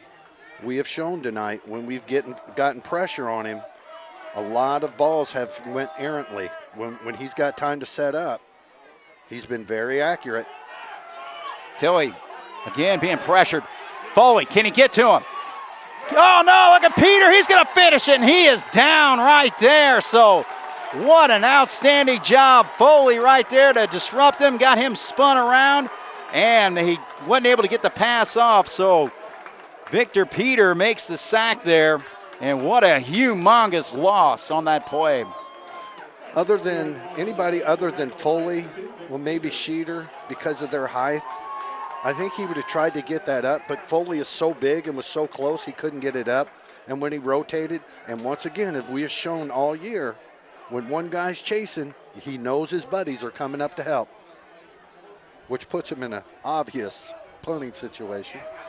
All right, can the Cats get there? Actually, they're going to try to run it out of this. Oh, my goodness. Oh, my goodness.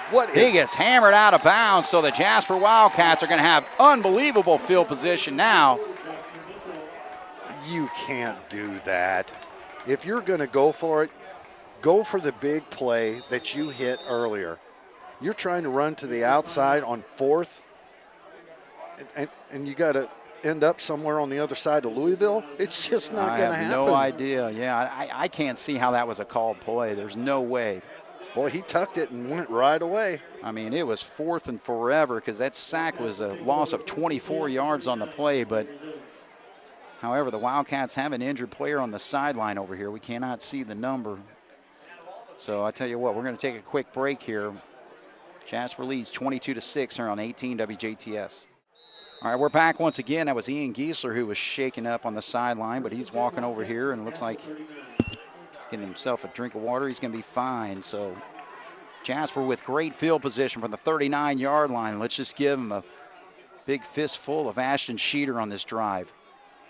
Right there, they do it on the left side, and so he's able to rush for 4 yards to the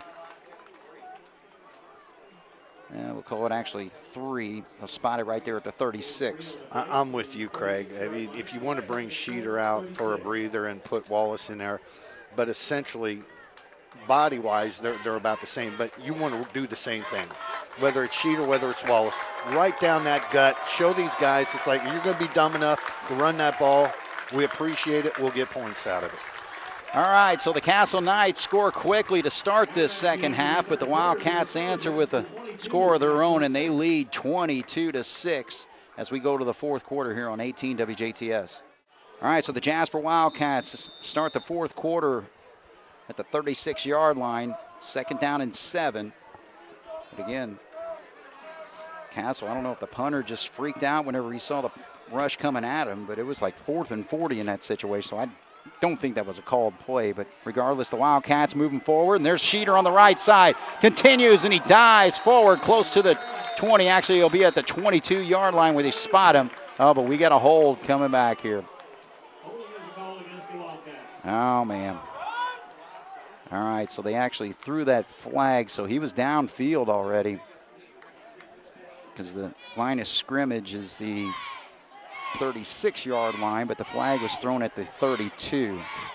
That's a good teammate right there. Sheeter coming off the field, Wallace going on, and Sheeter's just encouraging him to just go out there and pound him, go out and pound him. Right. Yeah, we've moved the ball back, but you know what? Look at it from a positive standpoint. This gives us more yards to move the chains, to eat more clock, and put this game away and give Jasper, I know they got to win 2 more games, but if they're not getting beat by these guys, North and Vincennes is not touching the black and gold if they come and take care of business.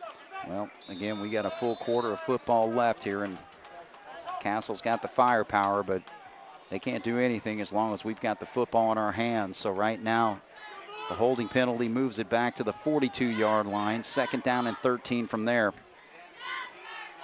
Wallace on the right side, and not much running room as he goes down quickly. Wallace was forced to run down the line right there. You want to see them keep their body square with the line, even if you got to kind of shuffle your feet sideways and then explode up to the hole. But they had such good penetration through the 2 and the 4 hole. Wallace had no opportunity or no option other than to do what he did there. So Adam Watson made the stop there, and no gain on the play, so the Cats in a 3rd and long situation here, 3rd and 13 from the 42. They bring Foley wide to this side. They got a safety help over top. Throws it out there. He's got a man complete right there to Allbrand. And Allbrand had to kind of drop down. The pass was a little bit low, so great hands by him as he hauls it and gets the Wildcats to the 25-yard line. So a big hookup of 17 yards there on 3rd and 13. The ball did not come out cleanly out of Young's hand, and it's what we kind of call a duck when they're kind of wobbling like that. But still, the young man had enough to get out. Allbrand made the adjustment. They were paying so much attention to Foley over here, and rightly so for what they had done through the course of the first part of this game. But you can't forget about Allbrand over there. You just can't do it. Again, a huge 3rd down conversion there, so now you can kind of go back to the power football, and the Cats go north and south there. Rush it down to the 20-yard line, so a pickup of 5.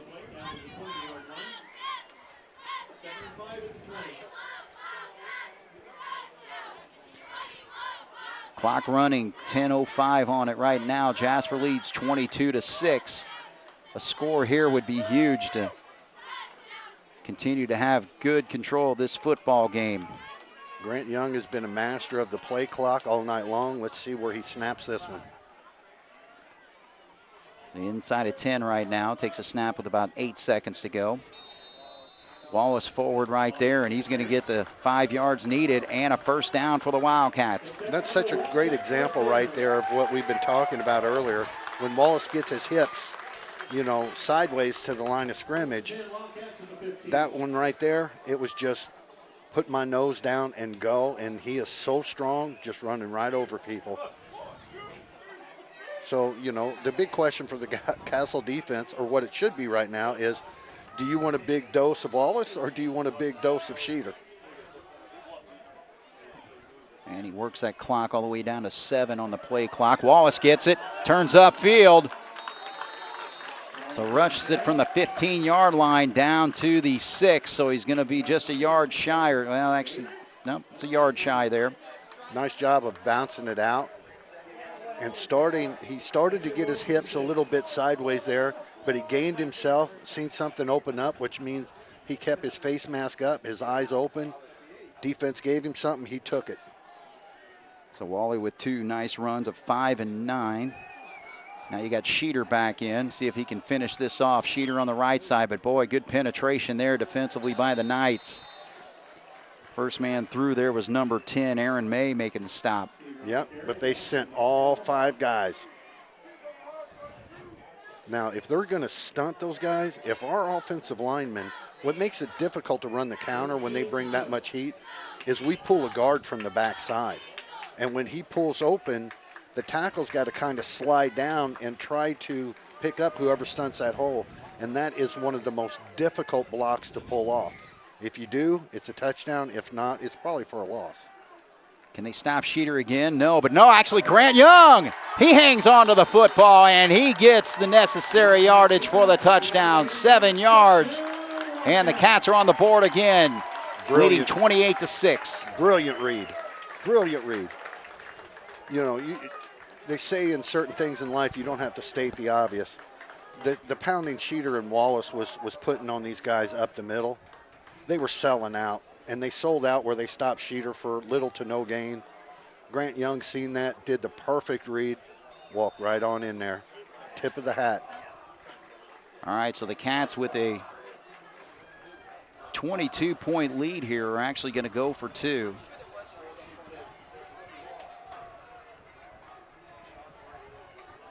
All right, so a little confusion on what the play is because now we're down to 7 seconds.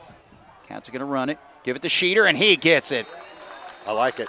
Right side, Ashton Sheeter. 2 more points on the board. Jasper leads 30-6 over the Castle Knights here on 18 WJTS. All right, so the Jasper Wildcats on their 2 scoring drives were able to take advantage of great field position both times, starting inside the Castle territory. First one, they were at the 43-yard line. This last one at the 39-yard line and put the points on the board. Now this time the Cats just kick it out of bounds, and I don't think it's a bad idea. No, absolutely not. Take away the big strike. All right, so that's going to put the ball at the 35-yard line.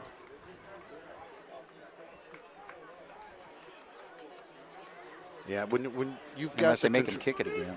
Well, when you got the control of the game, you're at 8 minutes. If you can, even if they score, if you keep them to where they've consumed a lot of the clock, that's Coach Lewis has been looking out at this defense and going, we've just been terrorizing these guys all night. There's no reason to think that we won't do it again. What they actually did there, they went 5 yards up from where it went out of bounds. So I wonder if in that situation, if you kick it out of bounds in front of the 35, then they add 5 yards. So they're going to have the football at the 42-yard line. So defense is just going to have to keep doing it. There's a hold right there, not called, but pass is low but complete right there midfield at the 50-yard line. So a pickup of 8. Good pressure. Do your best just to keep them inside the sticks. Make them use 2-3 downs if they get a first down.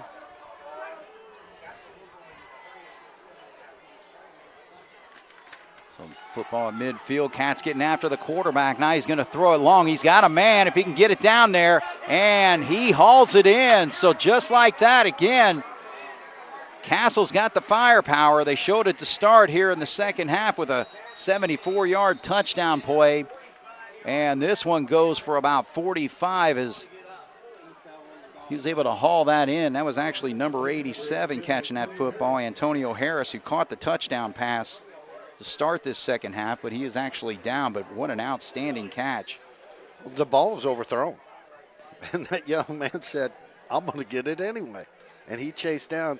And I think that right there, now you a whole lot of speculation's not good, but the way he had to stretch out for that ball and bring it into his body and in the diving motion, you would think that he got the, if nothing else, the air knocked out of him.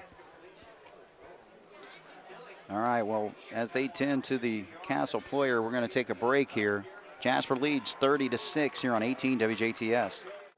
All right, so Antonio Harris was able to get up and walk off the football field, so that's good news for Castle, but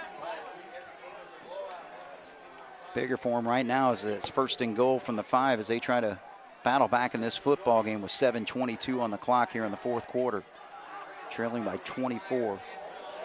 Now, a quick pass right there, and again, that just shows the ability of this football team, how quickly they can score. Braden Bishop lets the ball fall right into his hands in the end zone.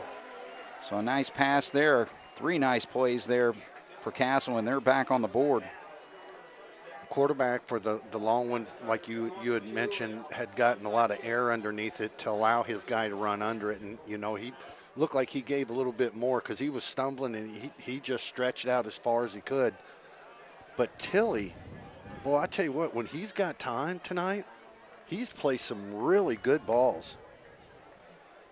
It's almost scary to think that he's only a junior. Well, the thing is, I mean, he's signed to play for Auburn. He's an outstanding baseball pitcher, so he's going to be pitching in the SEC in a couple years. But right now he's playing football on a Friday night, and the penalty flag flies before they're able to get that play off, and that's going to go against Castle. So instead of 3 yards out, they got to do it from 8 yards out, trying to get the 2-point conversion, trailing right now 30-12. You know, I'm glad you said that, Craig, because when they were talking about Tilly, I was like, why do I know that name? And it was Jasper's run up to the state championship in baseball when we went against Castle. They put him on the mound, and they were talking about him going to Auburn. That's interesting.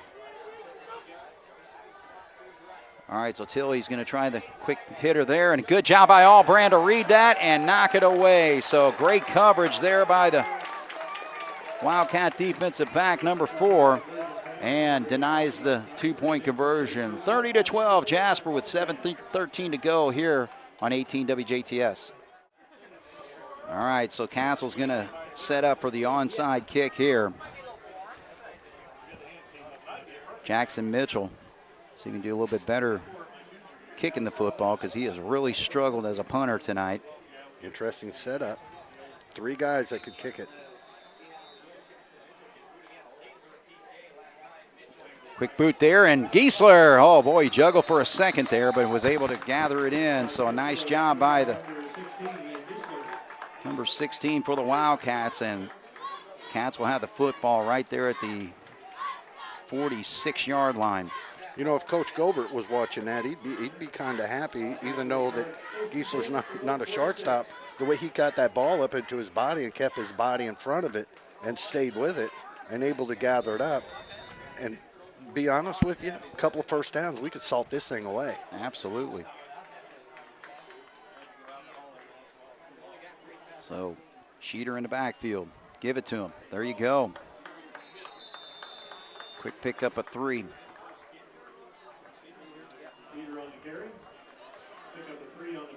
This is right, another so now thing.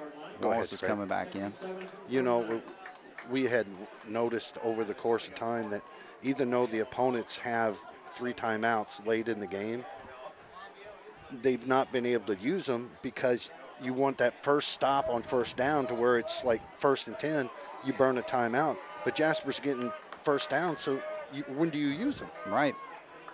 Well, we got 6:34 on the clock right now. Cats got it down to 6 before that snap there. But good job by Wallace there. Man, Wallace looked like he could have been stopped right there at the line of scrimmage, but showed some quickness there to turn up field and gets it into Castle territory all the way to the 45. Wallace coming through like a man-child, getting hit and taking that ball and putting both hands on that ball, because the only thing, in my opinion, right now that's going to stop Jasper from getting a W in this game is if we turn it over and give that big strike offense another shot. Right. So protect the football, keep moving the change. You ought to be able to do it here on 3rd and 1. Yep, Wallace straight up, and he gets it. So now at the 38-yard line, a pickup of about 3 on that run. 1st and 10 for the Cats. Oh, to be a defensive player and take the pounding from Sheeter, and then a fresh Wallace comes in, gives you pounding. Now Wallace comes out, put in Sheeter, let him pound again. That is just, boy, that's not good. All right, so it's lunch pail time for the Wildcats again. Just workmanlike effort on this drive to finish things off. Ball's at the 44. Sheeter. He is hit right away, but hangs on to the ball, and the clock continues to run with 5:19. Yeah, they are totally selling out for the run right now. But Coach Lewis has objectives. His 2 main objectives right now is to eat the clock or force Castle to use their timeouts. You know, and then once their timeouts are gone, of course, they can't do a gosh darn thing about it. So Coach Lewis definitely in the driver's seat right now, and seems like he's making the right calls. Well, it's obviously a real tough situation when you look at the scoreboard. Cats up by 18, so that's 3 scores that Castle has to somehow miraculously come up with, and Cats are not going to allow that to happen, I don't believe, as Sheeter's able to rush across the 40 to the 38-yard line there. So a 4-yard pickup there. 3rd down and 5. Clock continues to run, 4:25. Play clock just starting there with 23 seconds, so we'll be inside of 4 after this play. I was concerned about Sheeter being stretched out so much during the Central game last week. I was very happy to see that even though they've kind of tugged on him a little bit, they have not been paying him the same attention. All right, this time Wally gets it on the right side. Met up there by number 28, Evan Reff.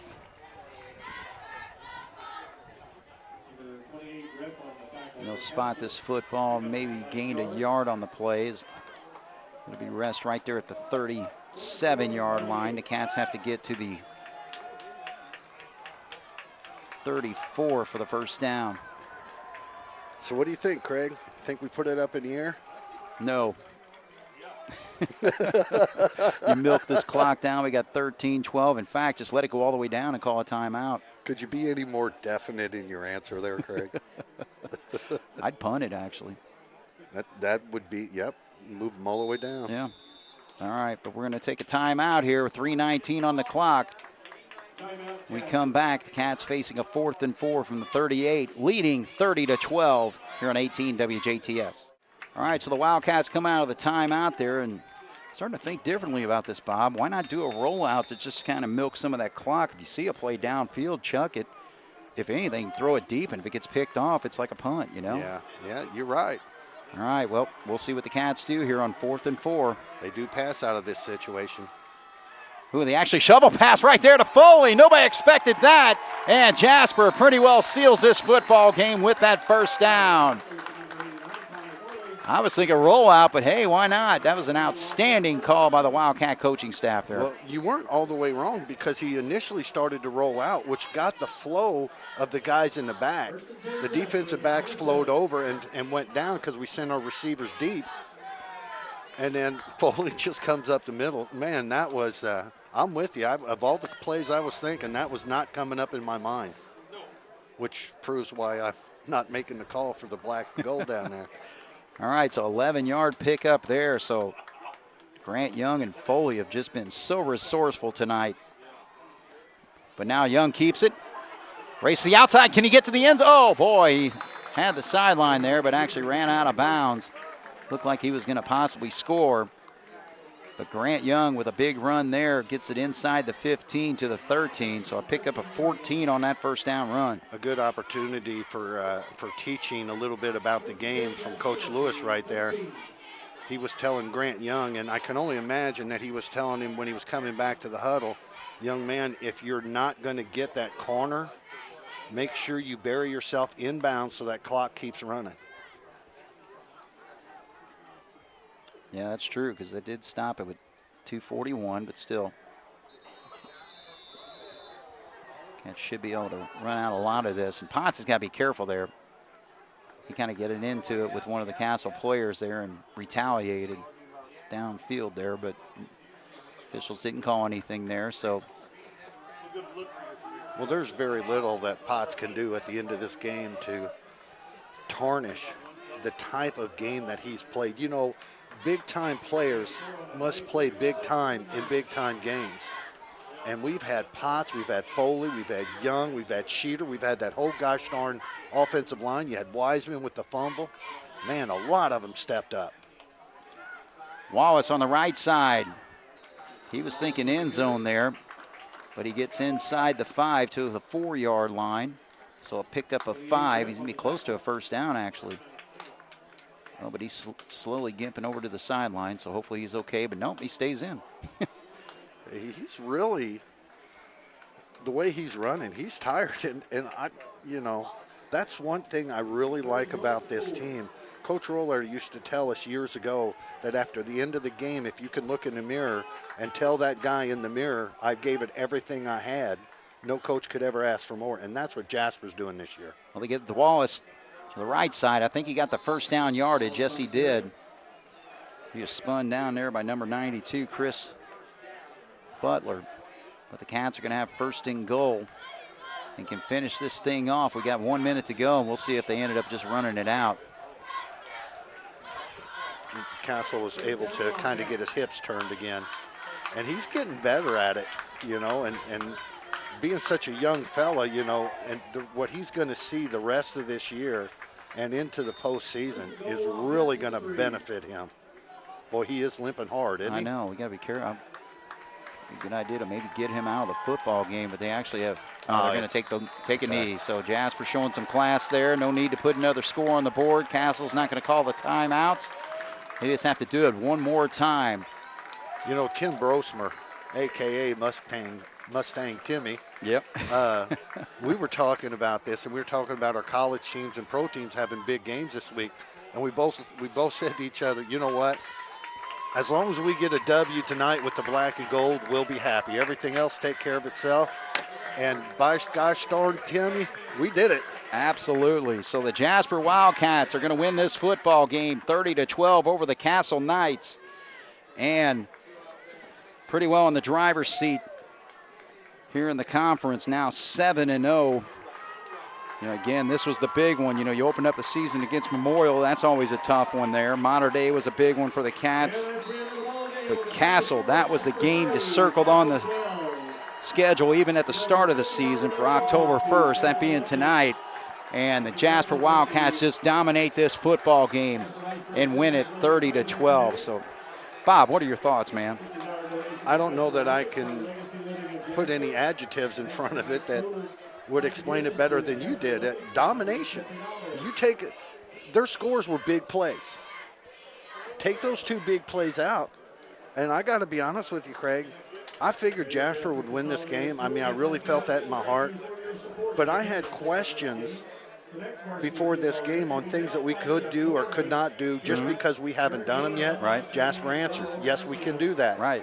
But I did not think they were going to come out here and dominate Castle the way they did.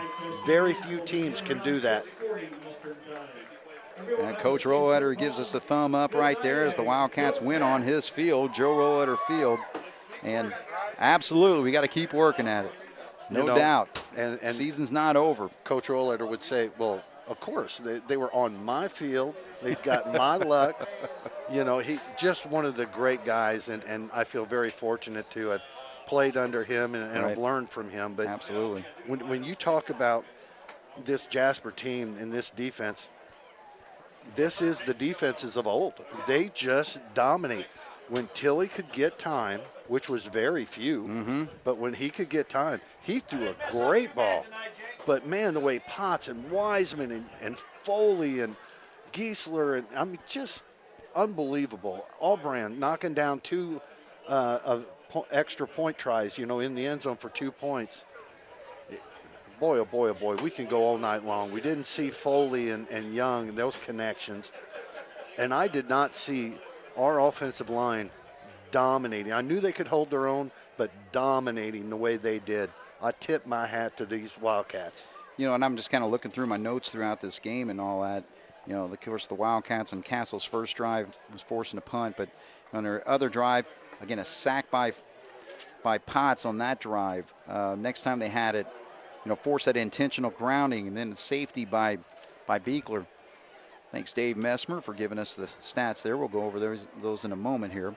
And then, a fumble recovery, so the defense doing the job there with Wiseman coming up with that recovery, and that was huge. And Wildcats were able to put another score on to have that 16-0 lead at halftime. And then, it just continued on. And, I take away that first play, 74 yards, so kind of caught the Wildcats napping just for a moment there. But then the next time they had the ball, Potts with another tackle for loss. 4th and 1, we make the stop there, And, again, Potts with another sack on that play, and then the huge sack, loss of 24 yards, and then I got a note here, it's a fake punt. There's no way that was a fake punt on 4th and 40. But, again, it was the special teams just getting after the punter and just freaked him out. So, and then it just continued on, even on the 2-point conversions, with Allbrand picking one off and knocking the other one away. So this defense just absolutely dominated this football game. Yeah, and I cannot think of a game of your play-by-play and your stats at the end of the game this year that you have not done what you have just done. When you've mentioned Potts, you've watched Wiseman, Foley, Allbrand, Bear, just one guy right after another. And it's always somebody. And the guy making the hit and when Wiseman got the fumble recovery, his teammates were as happy for him. Oh, yeah. And you knew the blood was running high up in his system to be able not only to get the pressure on the quarterback, but to be able to turn backwards, turn on the jets, and pick that ball up from the quarterback that was standing 1 yard from it. All the props right there. Right. Great hustle. And the other thing, too, is, things that we really don't see because especially calling a football game like this, I'm watching the ball for the most part. But, I'm sure the coverage downfield was great from Kabrick and from Giesler and everybody else. And then, and I was talking about that 24-yard sack. I mean, that was Vic Peter who was in on that play. Again, it was just – I'm just so impressed with what this Wildcat defense was able to do tonight, and it showed on the scoreboard and it shows in the numbers here. Again, the rushing was non-existent. 15 rushes for minus 14 yards. I'd have never guessed it. Yeah, and Peyton Garzini is considered one of the top running backs in the conference. Well, not against the Jasper Wildcats. And, they did get their 191 yards passing, but 2 of those came in big plays that led to scores. But regardless, I mean, we just shut them down big time. There's certain games that you watch that you're like, well, if they played 10 times, this guy might win this one. This team may win this one. This team may. The way Jasper has played this year, because if you think about it, you got Wunderlich down at Mater Dei. Mm-hmm. The Wright's quarterback's not bad. You've got that cat down there at Memorial, and I can't think of his name off the top of my head. You have Tilly. Mm-hmm. We have played against guys that can put it up in the air. Right. And the one thing that our defensive line and our linebackers have allowed us to do is keep our Atkins and Beekler and Allbrand and Bear. Okay, you guys just take care of this. They've been getting so much pressure on these guys. When we got Foley and Potts and Beekler, those three, you should not be able to get pressure with 3 down linemen. Right. And these guys have done it game after game after game after game. I know, and the quickness is just amazing of what they have. I mean, because Potts was running people down all night tonight. Beekler always does. Again, it's just, and Foley when he's in there, and then, of course, it's just so impressive of what they've been able to pull off. But now let's talk about the offense. Again, the Wildcats, 54 rushes for 217 yards. The passing game, I mean, my goodness, how many conversions we had in key situations. Grant Young, 13 of 18 for 139 yards and 2 touchdowns. Foley had 8 catches for 106 yards and 2 touchdowns. But again, so many key situations where we came up with big pass plays, like on that 4th and 9, where we picked up 12 on that Young to Foley combo there.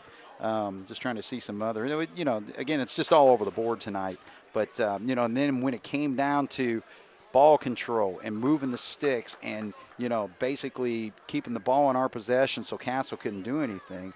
My goodness, I mean, Ashton Sheeter, 20 carries for 95 yards. Will Wallace, 16 carries for 63 yards. And Grant Young, I mean, he had some great runs tonight, 13 carries for 52 yards. So, again, just offensively, also, you can say we dominated the football game. Yeah, absolutely. As we talked about the defense, we talked about the offense, you talked about Sheeter, you talked about Wallace and Foley, you can just go on and on and on. The one thing that the big question on offense that was answered for me is, if we put the ball up in the air, can we do it? Castle's defensive backs were very fast. We did not have much success getting to the sidelines on our pitches. Even on our sweeps, they were good on the counters of being able to chase that down. But the power of the offense, of being able to get up to it. Now, the touchdowns that Grant Young had, even the one that was incomplete down here on the far end zone, where Foley had to stretch out, and of course he was out of bounds when he caught it. Where he was placing the ball tonight was just, I didn't know that he could do it because we'd never done it this year. But boy, I tell you what, he has shown it doesn't matter if it's Albrand coming across the middle or Giesler or if it's Foley. This young man can accomplish good things. And it all boils down to all the specialty players and all the numbers we talk about and all the stats. It comes down to that offensive line. The offensive unit for Jasper, they've impressed me. No doubt about it. All right, and also another look at the defense. Ty Wiseman led the Wildcats in tackles tonight with 4.5 tackles, and of course had his fumble recovery too. So great job by Ty tonight, and this whole defensive unit, this whole football team, and then of course this coaching staff. Tony Lewis really doing a great job with this football team. He's got the Wildcats in a great position to win this conference in his 3rd season at Jasper. As the season started off, we went down to Memorial. You and I were doing prep work beforehand. Because the sun at Enlow was beating on us, we decided to go over and sit in the far corner of the Memorial side. Oh, yeah. And, they came through and, they were like, oh, do you think we have a chance tonight? Of course, we know what Jasper did. My long-winded point here is those people, as soon as Jasper beat them, came up with this reason. Now I'm hearing people say, well, the SIAC's down a little bit this year. You know what, people? My honest opinion, through these 7 games right here, no. It may not be, 6 teams top quality, but the SIAC, Jasper is just that good. There's no team better than Jasper. Not even close this year. All right. So Jasper improves to 7-0, and all 7 of those wins, of course, are conference wins because everything we play is in the conference. So 7-0 on the season, so they stand atop the SIAC conference, and not sure who Memorial played tonight, but still, they will not be able to change things. Jasper just has to continue to take care of business against Evansville North next week, and then finishing off on the road at Vincennes Lincoln. Castle falls to 5-2, and again, this was a statewide game, and Jasper answered the bell tonight and just showed that they are worthy of being the 3rd-ranked team in the state. Absolutely. All right, so for Bob Welp and Jeremy Marcos on the video, my name is Craig Schneider. This is Wildcat Football here on 18 WJTS. Good night.